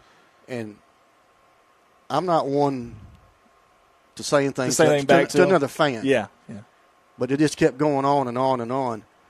And then Luke comes out in the second half. And I guess God decided to turn that light switch on. Because he started firing them up. And, I mean, the crowd was going off. And these people behind me were like, guard him. They couldn't guard him. And that's my exact comments. You can't stop him. You can't stop him. And for a parent to be able to turn back to somebody that's awesome. Just hounding, I'm like, this is a game I'll never forget. Hey, that was a phenomenal game. Both y'all. And when you have an atmosphere like that, you hope the game's going to be good. But a lot of times it just isn't. But, man, it lived up to the billing. Absolutely. And I'll never forget it. We talked to Bill Amani. I don't know if Tim Keefe from Bill Amani is on officials, but the end of the game, the officials with the time, I was so mad. Man. I had a picture of it. I was working at the Courier at the time, and I had a picture of it, and I was trying to yell at the officials, and they could see it, but I guess they couldn't go off that. Yeah, which was fine. It was something like through the net. It was like 2.4 seconds left. We ended up with 0.6 because of the clock and stuff. But shout out to that Tuckerman team, man. They were really good. They were hard to handle, and shout out specifically Bomani Roberson is one of the better players I've played against in my career. That kid, I'll never forget. I shot a floater, and I put it pretty high up there, and I was like, all right, we're pretty good. He met it at the peak. And I have a picture of it on my phone. He met it at the peak and he swiped it away, and I was like, man, what do I got to do? What do you got to do? You got to hit the rafters to get it in. I can't get up there in the sky with him. I'm gonna. I guess I'm gonna have to put more on it or something. So okay, you brought that up, and I was going to ask that. So you played at 2 different levels. You were fortunate enough and talented enough to go play college ball. Who is the most the toughest, whether it be a defender or player that you've played against that really stands out? Man, first off, I just want to thank God for that opportunity to be able to play in college. He definitely helped me along the way. I mean, I definitely put in the work, but I wouldn't have been able to do it without him. Yeah. But as far as, I'll say high school, I was fortunate enough to play against Austin Reeves, who plays for the Lakers now in the NBA. In case anybody hasn't heard of him. Yeah. Who's that guy again? Yeah. If anybody knows me well, they know I've told this story a time or two. Every chance I get, honestly. Oh, you have to now, yeah. But him and there was a kid named Bacon from Cave City who was about 6'5", and he was pretty built, farm boy strength. Yeah. That kid, wherever he pulled up from, he was not missing. Now, as far as the college level, I don't really know names, but we played a lot of JUCOs that were just loaded with talent. Yeah. My freshman year, we played Shawnee, which is out of Illinois. Yeah, I've heard of them. I believe my freshman year, they had 9 guys on that roster transferred to a D1 school. Jeez. So, I mean, I played some loaded teams, and it was pretty much every night, especially for me particularly, I'm going to be outmatched athletically, so I have to put my skill set to use and really let my IQ lead my decision making and the way that I approach the game. So, yeah, there's I knew nothing about JUCO schools until Luke started playing college ball, and I'm thinking, what's JUCO? What's that mean? Yeah. That's just kids that are super talented that wasn't quite ready to go D1 yet. Yeah, whatever it may be. Whatever it may be. Grades, maybe some injuries, lingering injuries, attitudes. Yeah. And then to have your son that you think, man, he's a great ball player. Yeah. There's stuff that, of course, I could take a lot. This you need to work on this. You can do this. Yeah. But say, okay, he can handle his own. Then to watch him get postered up, it's something else. It gets to a point where there's just only so much you can do. I mean, as far as athletically, because there was teams we played, their starting 5 was all 6'4" and above. Yeah, it's tough. And playing, I played JV, which we already.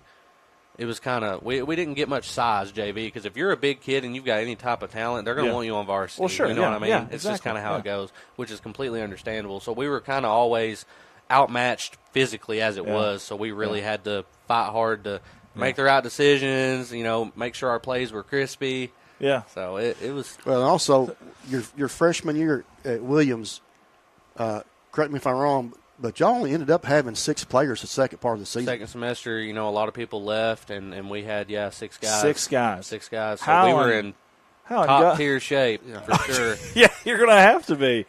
Say, how in God's name do you even get through a game when you got 6 guys? Hope you don't foul out. Don't foul out. Yeah.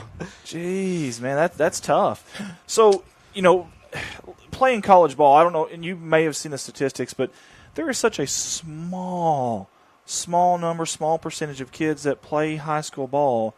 They get to play at that next level. That's like a big deal. I don't care, and that's the thing. I don't care if it's NAI. I don't care if it's Division III. I don't care if it's JUCO. That's a big deal. Something to be proud of. Yeah. And unfortunately, in our area, we don't get a whole lot of kids like you that got a chance to move on and play ball at that next level. So I'm always interested to pick the brain of someone who has. So tell me, what's the biggest difference from high school basketball in Arkansas 3A conference going into college basketball? 100% pace of the game and speed of everything. I thought we played fast, my group in high school. It is nothing like college, man. And it's not just so much like speed as in up and down the floor, like fast breaks. It's the speed in which you do everything. It's like closing out, decision making, driving to the basket, jab steps. It's like everything has to be amplified to a faster level because, it's everyone there that's made it to that point. They were the guy in high school, or at least one of the guys. One of the guys. Like, they were one of the best players on their team, and then you get on a team with everyone that's that way, and it's kind of like, you know, which fish is the biggest now, Exactly. and it's like who's going to be the guy for all of the guys, and it's definitely just the pace of the game. And a lot of like how your brain registers things and how you register and react. It's a lot of reaction, pacing. It's unreal how much faster I had to learn how to play. Gotcha. Let's go back to high school. I know all the kids you played with. Out of all of them, and I have my opinion on this too, I don't think there was one of you seniors that couldn't have played at the next level if they would have wanted to. I definitely think we all could have, because, you know, you think about Matthew Arndt. Matthew Arndt, as far as what a point guard is supposed to be, he can defend the best player on the other team. He's not going to turn the ball over, and he's going to get the scorers open on the team. He did his job, and he could shoot too. We had to beg him to at times, but he could really fill it up if he needed to. So we had him. And then Clint is just a hyper athlete. Like, he can do it all just naturally, you know what I mean? And his ability to just get to the rim and kind of manipulate his body to kind of get around people. Yeah. And then you've got, you know, Drew Storms. If he hadn't have gotten hurt, I fully believe he could have been the best player on our team. Yeah. All around skill set. Yeah. I mean, kick, could defend, guard, all that stuff. He's a bulldog. And then, you know, Cole Woolard, excellent rebounder. He had the length down there. He had a nice touch around the rim. I really think we had a really, really talented group in high school, and I'm thankful I was able to be a part of that. You know, it was a great atmosphere. The gym was, you know, pretty much full every night we played for the most part, and I really, really enjoyed playing with those guys. Then we had Seth George too. That, you know, it's like yourself. He come off the bench, but man, when the kid got ready to shoot threes, he could fill it up. He could fill it up. He sure could. Yeah. You know, Mason Silverstein come in. Of course, he was injured also. I was going to say, I think he was injured. But he would have been another big asset. Talking about rebounding, if there was a rebound to get, he was going to go get it. So, I mean, and like Seth and Mason both, you know, they were really big bodies. As far as the physical side of the game, they really helped out a lot with the boxing out and the defense. And then, like you said, they both could shoot. I mean, Mason on the elbow, he could hit that little elbow jumper, and Seth in the corner, if he was open, it was going to be lights out. So we had a good core of seniors that year.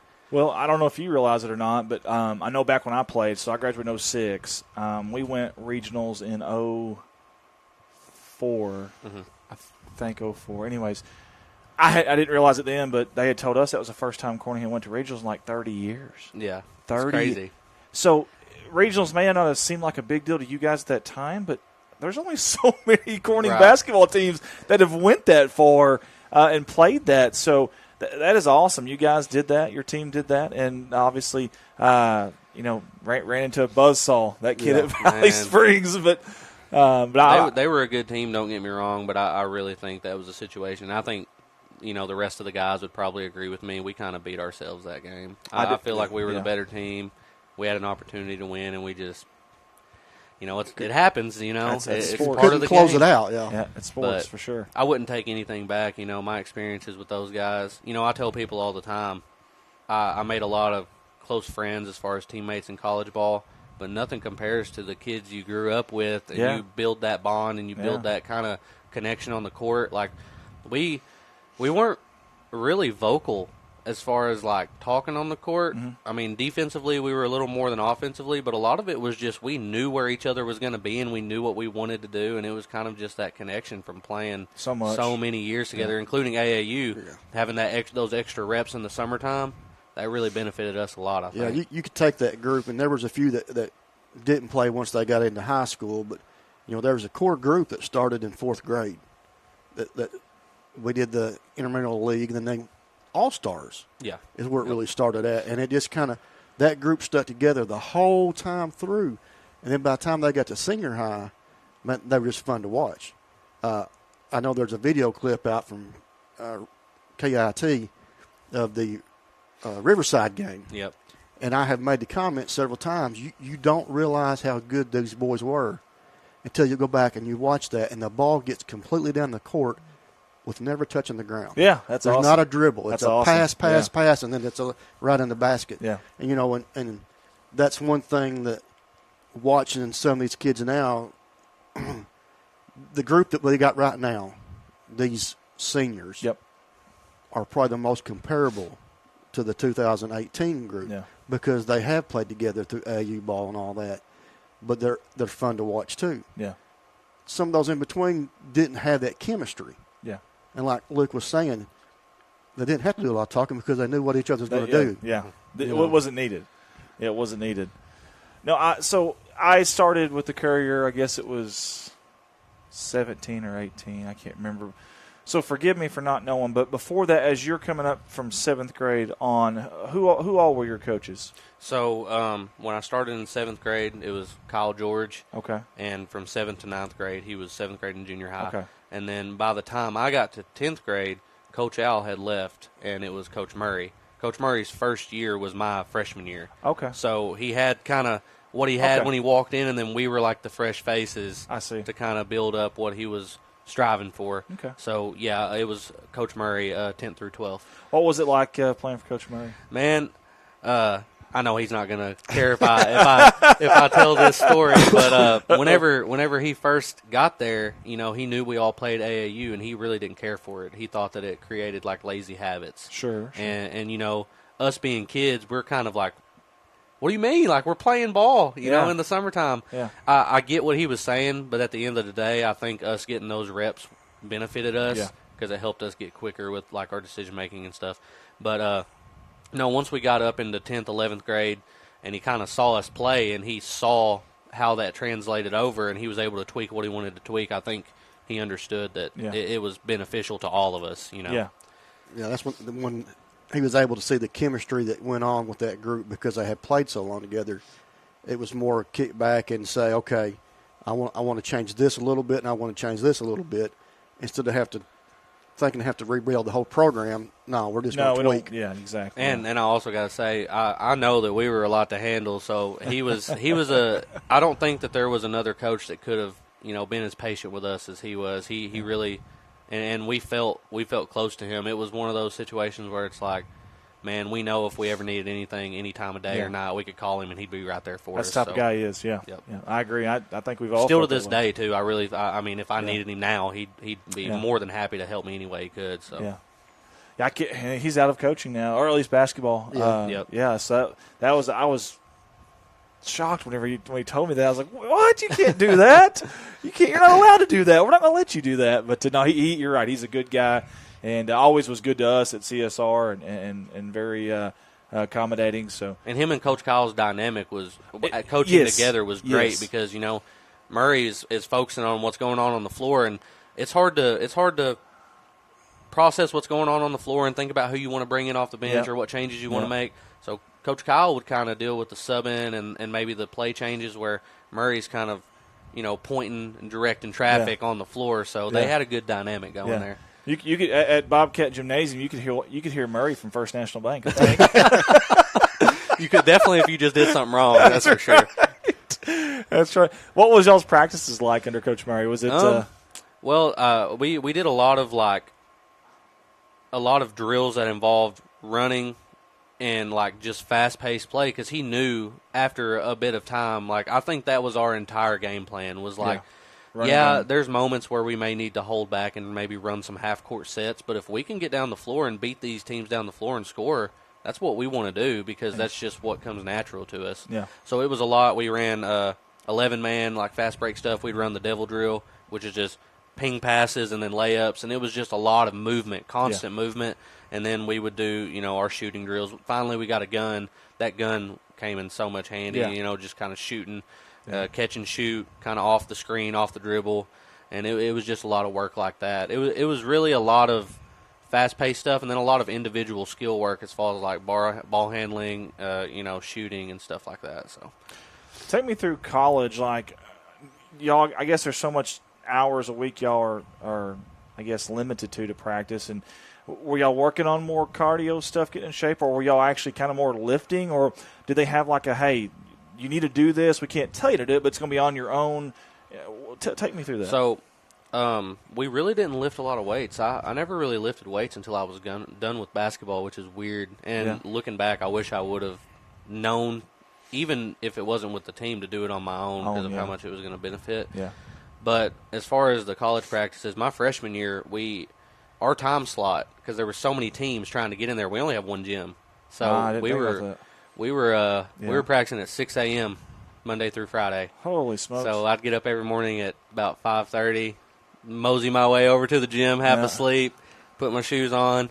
And in the beginning of my freshman year, it was like strictly conditioning. We did not touch a basketball for weeks. I mean, he wanted to make sure we were in shape. I think he wanted guards to be like sub 6:30 on a mile.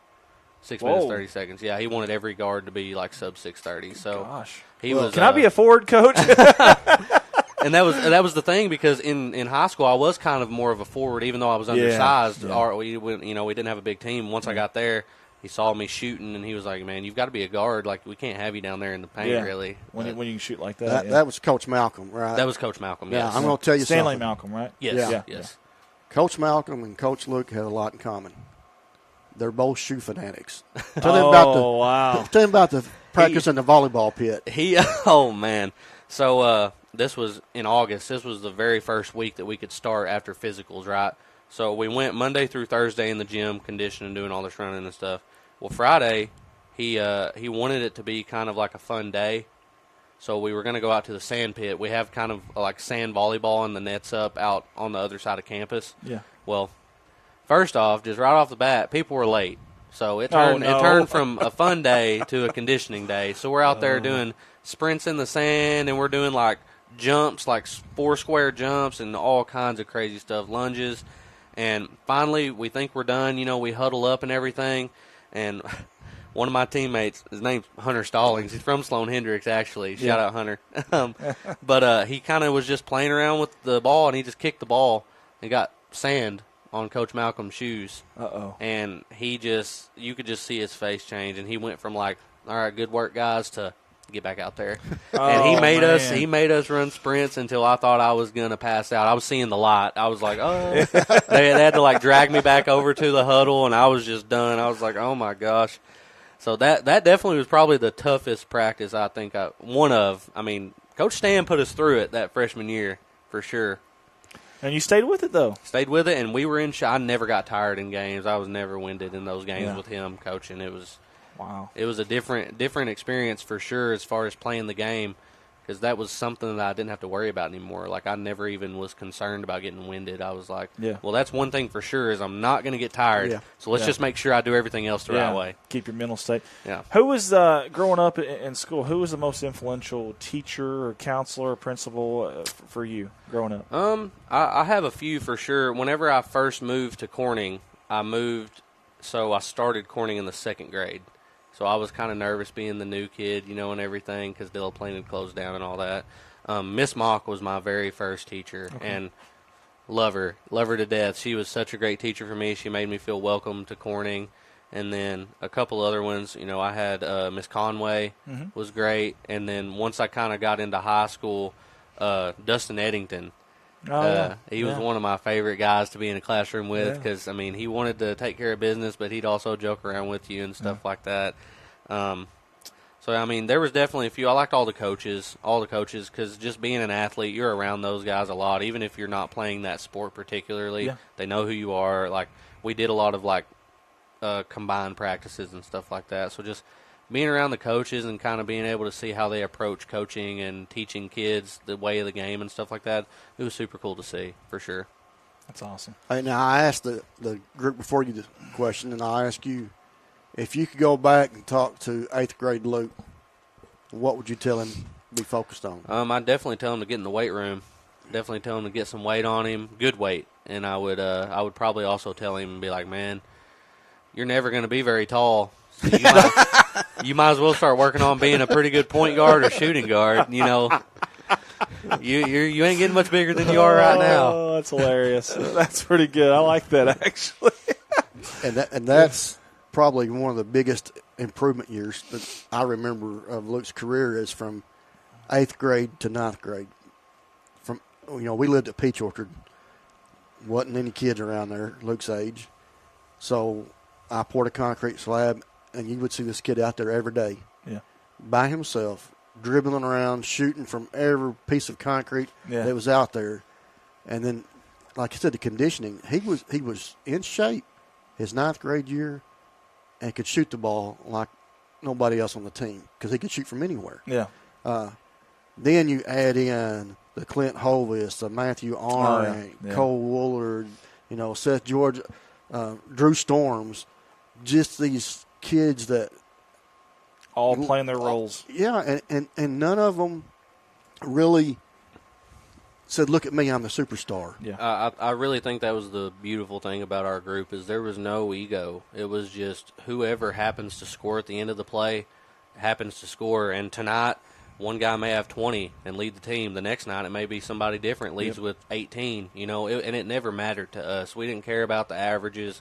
We didn't care about any of that stuff. We just wanted to win games and play well together. That's a good team concept. I mean, that's what it's supposed to be all about, anyways. Is there one thing you miss in general about high school and being at Corning?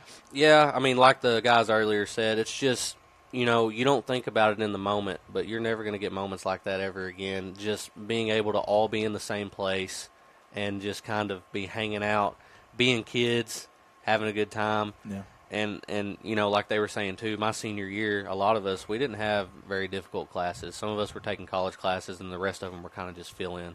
Yeah. So, may get in trouble for saying this, but we went to the locker room all the time. We were skipping class. We were just going and hanging out, and I think it's just those bonds that you make and the memories and the laughs that you have that you don't realize in the moment. Because once you get out and it's time for college or time to get a job or whatever, it's hard to all come together again. I mean, you're all going your own ways in life.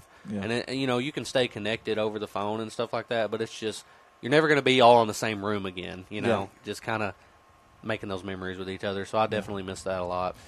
I could see this down the road. Now, it may not be in your game plan or anything, but have you ever thought about coaching? Yeah, because of this guy right here. Yeah, no, actually, you've been pushing him, haven't you? I did. Actually, whenever I first got to Williams, that was my major. I was going to major in education and coaching, and then I switched to biology. I thought I wanted to be a physical therapist. Figured out biology is really hard, and I didn't want to put forth the effort on that, so I ended up with psychology. But it's not fully out of the question. I'm only 23. I'm young, and if this doesn't work out with the licensed therapy or whatnot, you never know. Maybe I'll end up at Corning coaching or somewhere else. I'd love it. I pushed him his freshman year to be coaching. Yeah. There's definitely a calling for him to be in some form of counseling. I didn't see it at first. Yeah. Because I'm a parent. I think I know what's best. Yeah. But he has showed me that he has that mentality and capability to communicate with people. It doesn't matter who they are. That's huge. Yeah. And then his basketball IQ has always been impressive. Yeah. Always been impressive. So I think, like he said, if it doesn't work out, you could see him as a counselor and a coach. I could. Yeah. Absolutely. I think that'd be awesome. I definitely want to stay involved in some way, shape, or form with the game, whether it be, just playing pickup or men's league or maybe starting something with AAU. You never know. But I would like to stay involved because I love the game, and I'm always going to love the game. Yeah, that ain't going to change. Yeah. It's never going to change. And I'm thankful for what it's provided me in my life. It not just like, the kind of the feel good of being a great player. It's more like the lessons that I've learned and kind of the things that it's taught me too. Sure. To be more like humble and personable and able to communicate with people. In college, that was one of the major things that Coach Stan talked about is like you have to be able to communicate, and I think that really helped me to kind of not be so nervous or not think that it's like that I'm too cool for it. You know what I'm saying? Yep. And I really think that benefited me a lot. Growing up in school, I asked the other guys too, was there ever a time, I don't care if it's 7th grade, 9th grade, was there ever a time you're like, man, I just don't want to do this anymore. I think I'm going to give this up? Absolutely. There was 2 different times for me for sure. My sophomore year when we moved up, I had a pretty good freshman year, and I was pretty excited for high school, for senior high ball. And it ended up, I kind of had a couple bad game stretch, and I got benched. I was starting, and I got benched.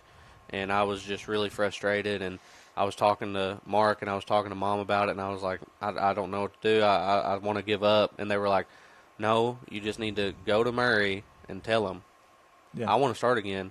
What do I need to do to get there? Exactly. So, I went into his office and I had a talk with him, and we kind of got a mutual understanding of what I needed to do to get back to that, and I just worked my tail off, and it paid off in the end, so I'm thankful that I was able to kind of get that back, because who knows if I would have kept playing if it didn't work in my favor in that moment, because I was really down. I'd been starting and playing a lot of minutes from, 6th grade up to that point, so I didn't know what it was like to not experience do it, that. So it was kind of hard on me at first, but they helped me through it, and me and Coach Murray, we had a pretty good bond and understanding of each other. So. And it's funny because it almost switched roles, because he was starting. Yeah. And then he got to sitting on the bench. And then Coach Murray tells him, hey, you're going to be starting. And Luke says, I don't want to start. He said, I like coming off the bench. But it was giving him time to see what kind of plays they were running. And figure soak out, it in. And then, that way when he went out there, he knew exactly what his plan was. Yeah. I remember that conversation. My junior year, before any games, I was like, Coach Murray, I was like, if you'll let me, I'd really like to come off the bench. And I didn't start a game my junior year. Wow. Didn't start a game. I just felt way more comfortable kind of letting the game, getting the feel for it beforehand. And then obviously my senior year came around, and he was like, you're not doing that again. Like, you're going to start. Whether you like all right, whatever. Whether you like it or not, yeah. No, it's interesting that you would do that, though, the unselfishness. Well, first of all, the drive, the competitive nature to want to say, hey, Coach, what do I got to do to get back? But then the unselfishness as a really good player to say I'm okay. That's hard to find in a kid at that age that you are right there. That's pretty impressive, honestly. I appreciate that. It really is, man. And I just wanted to win, and I knew, whatever way we could win, I wanted to make it happen, and I trusted everybody else to start, and then to me to be able to come off the bench and it be perfectly okay. Like, I trusted those guys, trusted the players and the coaches, so there was no doubt in my mind that I was doing the right thing. You know. Now I can't interview you without talking about your mom. Now, she's a pretty darn good basketball player, too. We're ending this interview right now because I'll have to go home and listen to all this. Now, she played at Delaplane, right? Delaplane, yep. Okay. I've seen some old pictures and some different stuff. She was a baller now. I've seen some VHS tapes. Yeah, we've had to watch some VHS tapes, man, and I'll be willing to admit she's a valid ball player. She can play. She can play.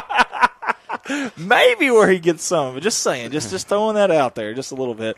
Well, I hope we didn't keep you too long because it was my understanding, and matter of fact, I think Nicole even messaged on here somewhere if I can find it through all these comments. She said to our group before, great job, boys. Breakfast has started. Well, those three boys are healthy young men. I don't know if you're going to have anything left, Luke. Probably not. I mean, it'll be all right. I'll drive through McDonald's. Yeah. So that's on us. We apologize for that. Before we get off here, we want to give you an opportunity to say anything you'd like to say in closing, and then any kind of shout-outs you'd like to give out. Yeah, once again, I'd just like to thank y'all for bringing me on today. I'd like to thank God for, the gifts that he gave me and the ability to play basketball at the levels that I did. And as far as the shout-outs, all the major coaches in my life, Mark, Scott Dodd, together for AAU was huge for us. Yeah. Coach Lindell from Missouri, he gave me the opportunity to play on the AAU team with a bunch of Missouri boys. And I still to this day think, as far as talent, that's probably the best team I've ever played on. Wow, they were truly, phenomenal. wow. They were. It was unreal. And then Coach Kyle, Coach Murray, thank you guys for dealing with us all those years. And then Coach Stanley Malcolm and Coach Josh Austin over at Williams Baptist, as well as Coach Tevin Howard, because he was my coach in my later years up there at Williams. Okay. And I would just like to thank all those guys for teaching me things about the game and about life and what it means to be a man. I really appreciate all the lessons that I was taught throughout those years. So that was well said, folks. That is Luke Rogers. We appreciate him for coming on. Guys, you're watching Good Morning Corning. We will end it. We will come back with a little bit of a little bit of tidbits, maybe what to look forward to in the future as well, and for next episodes right after this commercial break.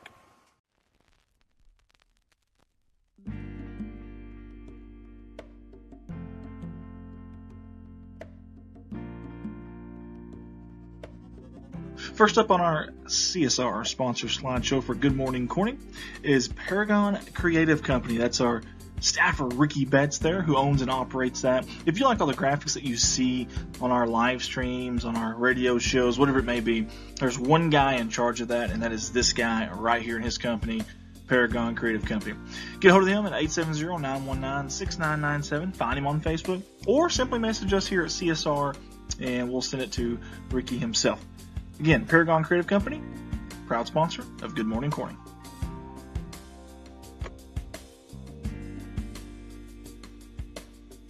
Hey guys, it's Andy Earls with Baldwin Chevrolet. Hey, when I'm not here doing these live streams, these radio shows, I'm at a full-time job. Baldwin Chevrolet, Cadillac in Poplar Bluff, Missouri. Hey, I love the opportunity to earn your business, Mark of Excellence Award winner. Been doing it for 17 years now. I've got 4 lots full of inventory, new and pre-owned. And the majority of those are backed by a lifetime warranty at no charge to you. Shop online at BaldwinAutomotiveGroup.com or call me, Andy Earls, 501-413-9715. Get Andy Earls, Baldwin Chevrolet, 501-413-9715.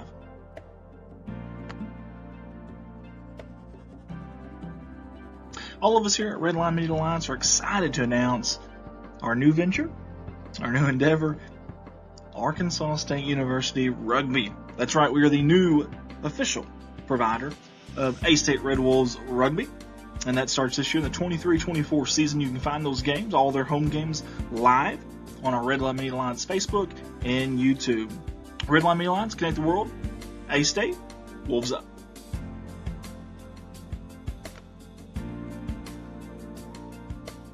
Next up on the sponsor slideshow video is Growing Corning Together. Hey, all of us at Growing Corning Together want to invite you to like and follow us on Facebook if you don't mind. Just search for Growing Corning Together. You'll see the logo there. And we'd like to invite you out to one of our monthly meetings. We've got a staff of about 20 to 25, but we're always looking for more. Love to have you aboard. If you want to help out your community, our community here in Corning, Arkansas, God's country, as I like to call it, whether it be in a small way, a big way, or somewhere in between, this is where you start, Growing Corning Together. Big thanks to Growing Corning Together for sponsoring Good Morning Corning. Growing Corning Together, working together to revitalize our community, improve the quality of life now and for future generations.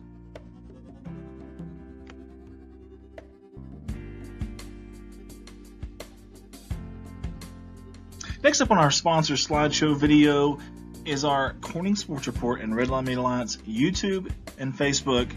I'm not going to pester you about this, I promise, but I will say this. Go to our Facebook, like us, follow us. Go to our YouTube, subscribe. Pretty please? Actually, I'm going to say it a lot. Like us on Facebook. Like us on Facebook. Like us on Facebook. Subscribe to our YouTube. Please subscribe to our YouTube. You're going to subscribe to our YouTube. You got to. You have to. If you haven't, what are you doing? What are you doing? Pretty please. Like us, follow us on Facebook, subscribe on YouTube. Thank you. Last up on our sponsor video slideshow, KBKG, more music, 93.5 FM, Corning's hometown station. I want to say thank you to Mr. Jim Atkins, the owner there, and all the fine folks at KBKG for not only allowing us to use their radio station, but also for allowing us to take up their airwaves and their time. We sincerely appreciate all the support they give us at CSR as well, and for all the support in the community of Corning as well, Corning High School Athletics. KBKG, more music, 93.5, Corning's hometown station.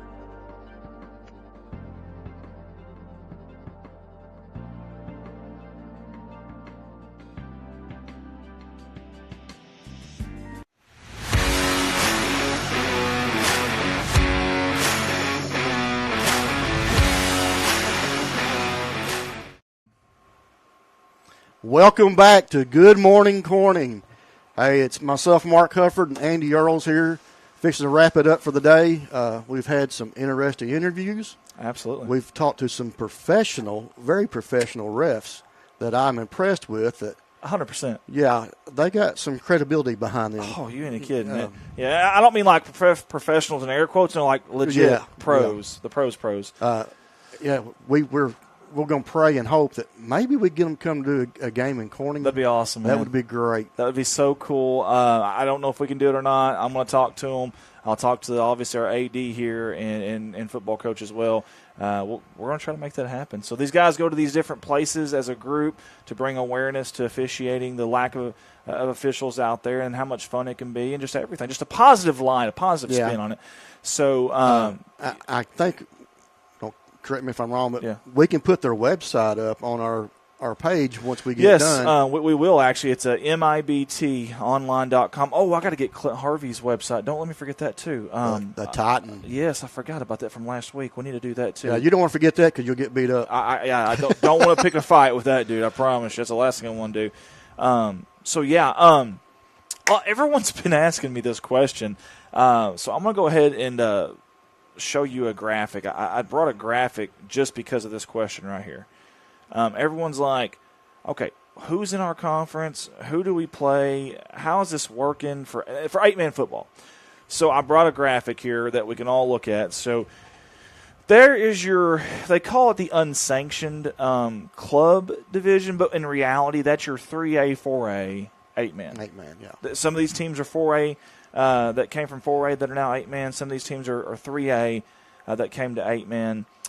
So call it whatever you want. Call it 3A, 4A, 8-man, call it your unsanctioned, call it your club division, whatever you want to call it. But you have two different one conference with two different sides, a north and a south.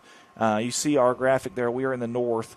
And for the first time this season, we're going to play somebody that is in this 3A, 4A club division, and that is Cutter Morning Star. So obviously that's going to be an important game just for a lot of reasons, but also for that reason too. You see we've got the defending state champions there, Mountain View, who is also on our side there on the north side. So how that works is my understanding is at the end of the season, you're going to have in other words, there's only 4 teams that make playoffs, is my understanding. So you're going to have 2 teams from the north and 2 teams from the south. Of course, the better seeded team on both sides will host. This is not AAA affiliated, so we ain't got to worry about going to here or there or worrying about officials or paying $15 to get in or whatever it is, and us having to pay to stream. So your top 2 teams in the north will play each other, and the top 2 teams in the south will play each other, and then those 2 teams will come together. The winners of those games will play for the state championship game in the 3A, 4A level, and again, it will be the team with the better record, is my understanding. So they are going to have a state championship. Yes, just like last year. I think it was Fountain Lake and Mountain View last year was in the state championship game. Okay. The great thing is for us fans, for us schools, for us streaming company is nothing against AAA because they allow us to be able to do so much, and there's a lot that goes into AAA that people don't realize. But we don't have anything tying us to having to go off what they tell us to go off. Right. Yes, we are member schools still. All of us schools are still member schools, but we don't have to worry about, if you go to a playoff game right now, the AAA is getting that gate key. They're charging whatever they want to charge. If they want to charge you for watching the streaming, they can. They charge us. I know that.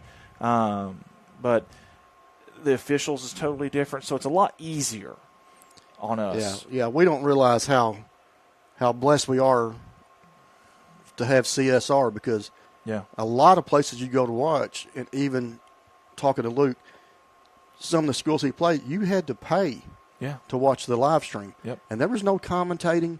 Yep. It was one camera. Yep. And it was more like a huddle. It just huddle followed the cam, ball, yeah. and that was it. So we're lucky here in Corning, Arkansas, to have CSR and Andy and all those that help. So many people, yourself included. I pick on Bart and Jeremy a lot. For one, they deserve it, but for another, they can handle it. That's right, they can handle it too. But we take Colton Laderman. Oh my God, Colton Leonard. Yeah. Desiree. Tim. Shayna. Adam's always Adam engineering something like a field goal post cam or a slam cam. And that's scary when you got Adam Valance as an engineer. That is very scary. Very scary. Love you to death, buddy, but very scary when we're then you got Ricky. Yeah, Ricky Betts is the most incredibly gifted person as far as when it comes to knowledge of branding and graphics and videos and just websites. He's just so good at it. But we have all those people that volunteer their time. Yes. Yeah. Yeah. I'm gonna give him a pat on the back when he's capable, and he will make sure he takes care of everybody. But a lot of us, financially, yes, you're right. A lot of us do it, just for the fun of it. Exactly. Yep. I enjoy commentating, and I don't care running camera, directing. We're working on. Yeah. But it's stuff that you get to go out and see these kids do something they enjoy. Absolutely. And we're not charging people. Amen. That's that's a good thing. Listen, I can tell you several schools. I mean, Benton, Bryan. If you want to watch their live stream, you got to pay. Bentonville. I feel like Marion or maybe West Memphis. One of them. There's several. I mean, there's probably 15 or 20 that you have to pay to watch, and then there's probably another 175 that it's just a huddle camera. That's all it is. There's nothing else to it. There's probably a couple where it's actually a true company, like a radio station or a TV station that's doing it. Conway, they got a TV channel that does it. But dude, we're just a bunch of guys. We're just a bunch of people in the town bunch of rednecks. Yeah, that's decided, hey, let's do this. We all have like full-time jobs. We all have families, all that. And I'm telling you guys, we have such a good staff here. Lord forbid something happened to me, but if I was to trip and bust my head on something out here and go into a coma for a month, CSR would be fine. These guys would figure it out. I can't do it without them. Everyone always sees me and hears me, but I'm telling you, it's a group effort. Like he said, he's doing all kinds of stuff, multiple things. He's filling whatever gap needs. He's not too proud to where he has to be a commentator or this or that. He's doing multiple things. I mean, the group takes initiative. The group takes pride. We've been the number one viewed in Arkansas for 4 years now. That we have no business being number one. We're a small town, a small school. We don't have state championships to glamour about. We don't have kids going to Division I schools where other colleges' favorite teams' fans are watching us. There's no reason for us to be number one, but we are because of them, because of the staff that we have. We left one guy out, and I got to pick him up because he's one that I know has done every single thing that is required of a CSR employee, and that's J.R. Roark. Yes, he has. Yeah, he's done. He does. Every he will pack it up, haul it, set it up, run it, commentate it, whatever it takes. JR, also Rich Martin's jumped on with us of recent. Yeah, but he just likes to talk. He does like Rich just a talker. He likes to, he's pretty good at it too. Now we appreciate him. And someone you may not even recognize or realize, but Gage Arnold, when we first started, he ran cameras for us, but now he handles our, we started a thing a few years ago. It's a Bobcat Classics on our YouTube channel, and he's in charge of getting all these old film and kind of documenting that and keeping it stored for folks to be able to go back and watch. So he's got stuff back from the 70s. He's got stuff from when I played, which I love being able to go back. So thank you, Gage, for that. We got another lady that takes a lot of responsibility off you, and that's Brittany Ward. Brittany Ward has been phenomenal. She steps up. A lot of the Facebook stuff you see posted. If it wasn't for her, we would forget. No, we wouldn't be doing it. Time, would forget. Spotlights. She gets the kids spotlighted. Yes, if you want your kids spotlighted, that's who you reach out to. Yes, Brittany Ward, your seniors. She gets the sponsor spotlights.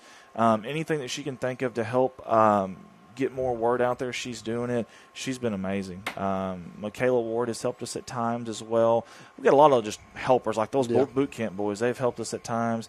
In fact, I think I've got it written down, 100 and something different helpers over the 4 years. So it's been pretty cool. Okay, next up for us here at Good Morning Corning, Friday, September 15th.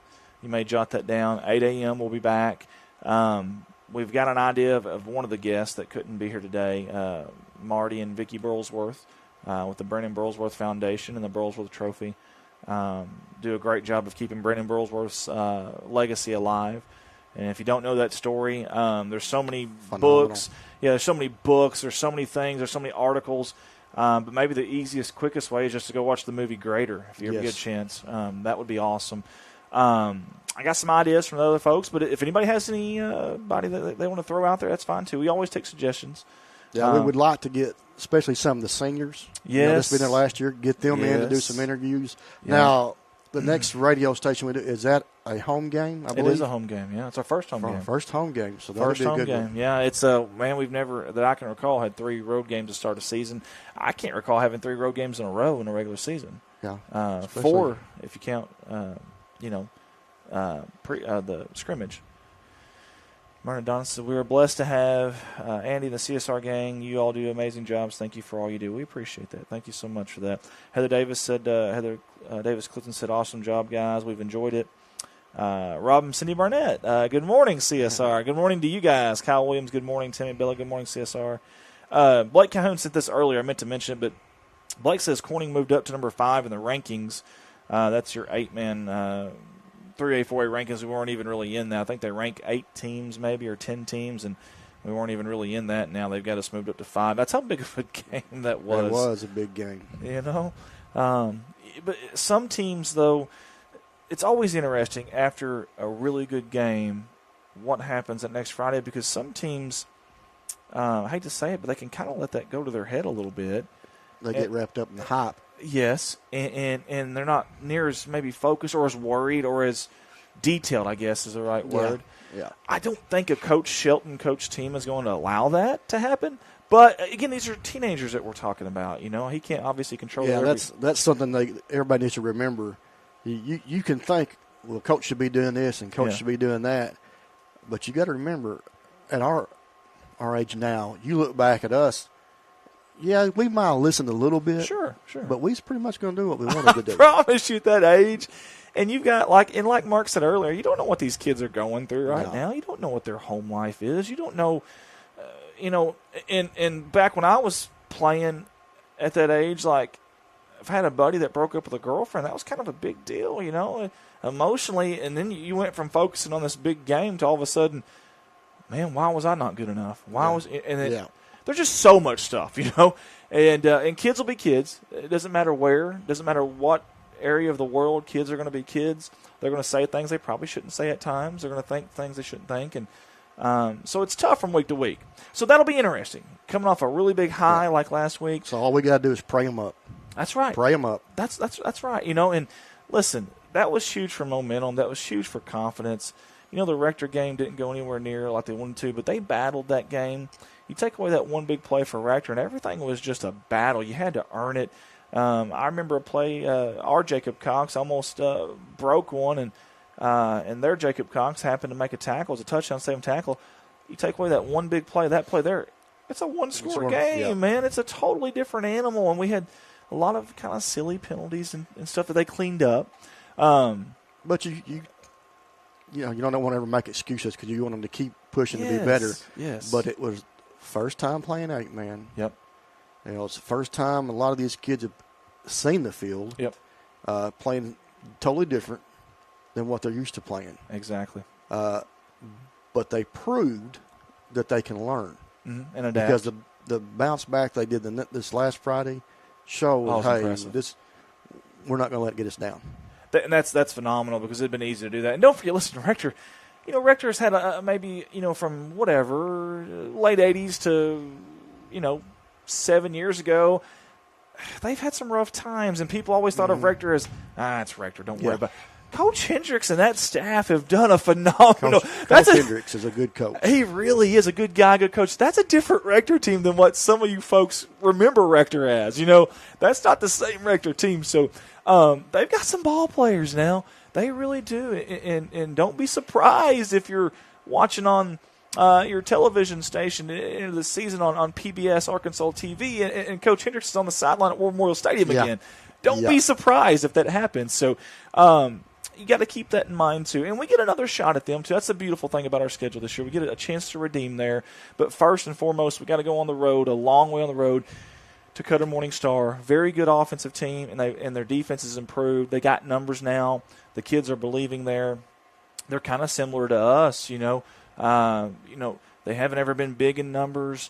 I think maybe in the past they were more of a run team, but here lately with this new quarterback, they're kind of throwing it just like we did last week. So it's going to be really interesting to see these two programs clash. I know this. If I'm a Bobcat fan and I can get there, my tail end is going to be there. Man, if y'all can do it, because it's huge. And not only that, but you're getting your money's worth. Before, you'd only get to see one game. Well, now you're going to see three. Yeah. You Now, know? Is the 7th grade playing? My understanding was that they were going to try to keep with the schedule. I don't know if Coach, I'll bet they're just tell practicing. everybody right now, if the 7th grade plays at 5 o'clock, there is a great possibility that we may not get that live stream in because everybody's having to travel so far. We will for sure be there in time to do junior high. We're going to, and we'll do everything we can. We'll do everything we can to get 7th grade, but I don't want to make that promise because of the distance. Playing Friday. I just sent Coach a message, which I think they're practicing, so he's probably not going to answer that very quick at all. But if you can, guys, it makes a difference. I promise you. I know when I played it did. It made a difference Friday night. That crowd was phenomenal, and we appreciate all those that came, the band, and I don't know if they'll take the band 3.5 hours. Yeah. You know, I don't know. I don't know that anybody does that. But Blake Calhoun says conference champs for 07, 08 next. I'm not sure what that means. Blake, if you could maybe expand on that. I'm not sure what he's trying to mean by that. Well, that Corning's conference champion year. We were conference champions in 07, yeah.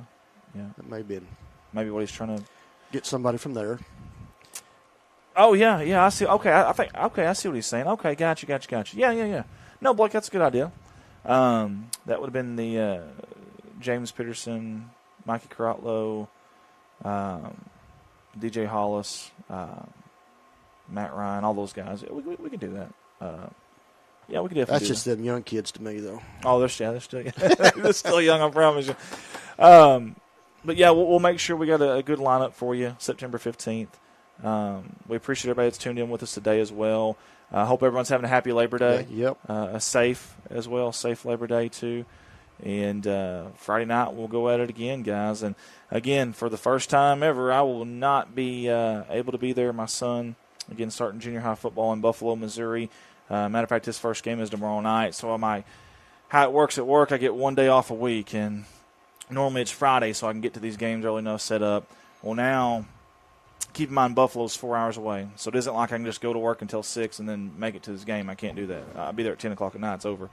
So I have to take Tuesday off as my normal day off so I don't miss his game.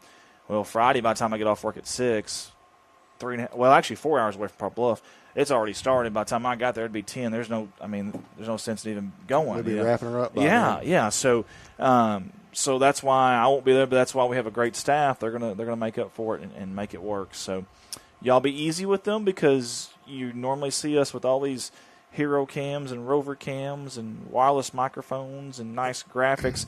And we're going to simplify. I'm not even allowing them. I'm telling them to simplify because I don't want it to be stressful for them because I already feel bad enough not being there.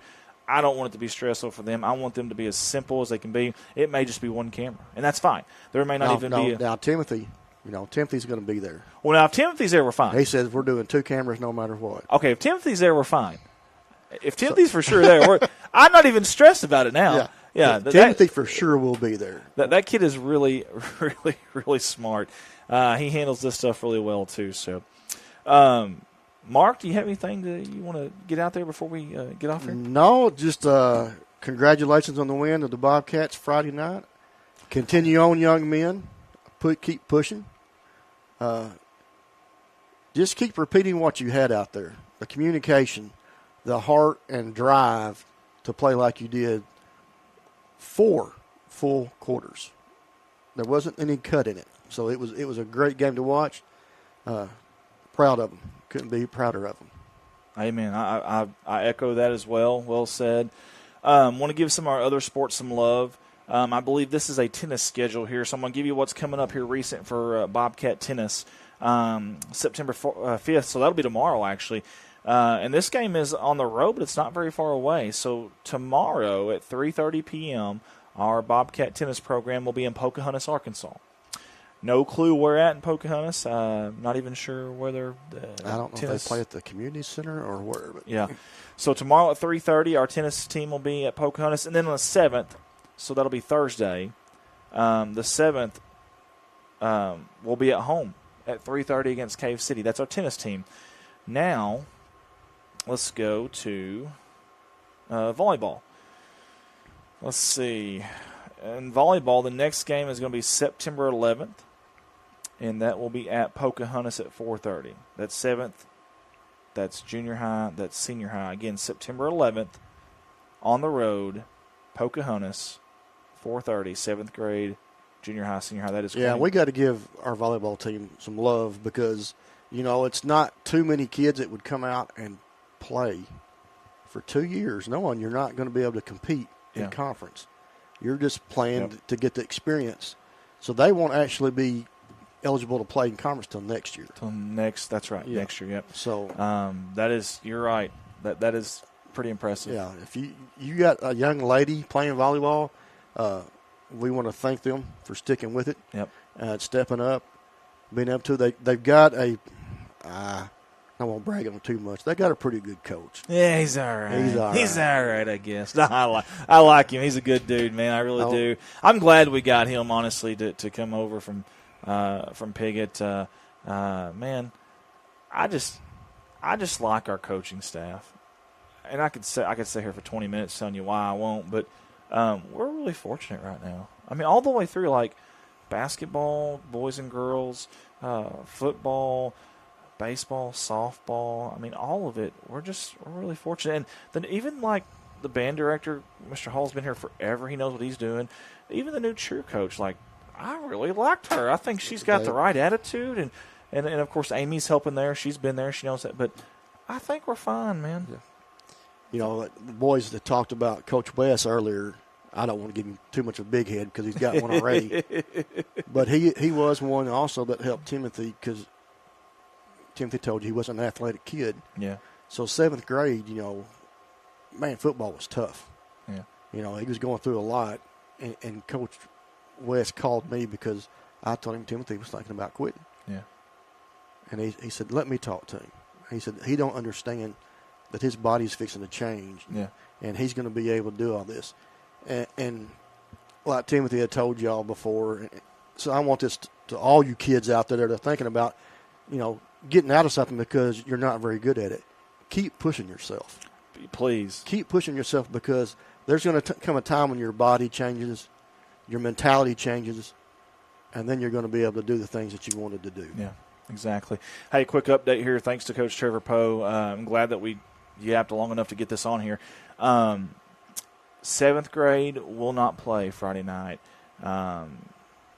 We wanted to. It just there's some things that won't allow that for Friday night, so we won't mention that. But so junior high will actually kick us off at 5 p.m., and then senior high will start at 7. So no 7th grade game Friday night, just to let everybody know. We will edit I think we've already got a post for the game week. We'll edit that to take 7th grade off here. So, all right, guys, for Mark Hufford, Andy Earls, everyone at CSR, Colton Ludington back at home doing the IT stuff, we want to say thank you all for tuning in with us. We'll see you again Friday, September 15th for Good Morning Corning, and for our next stream will be live Friday night. Good night. Happy Labor Day to everybody. God bless you. And as always, go Cats.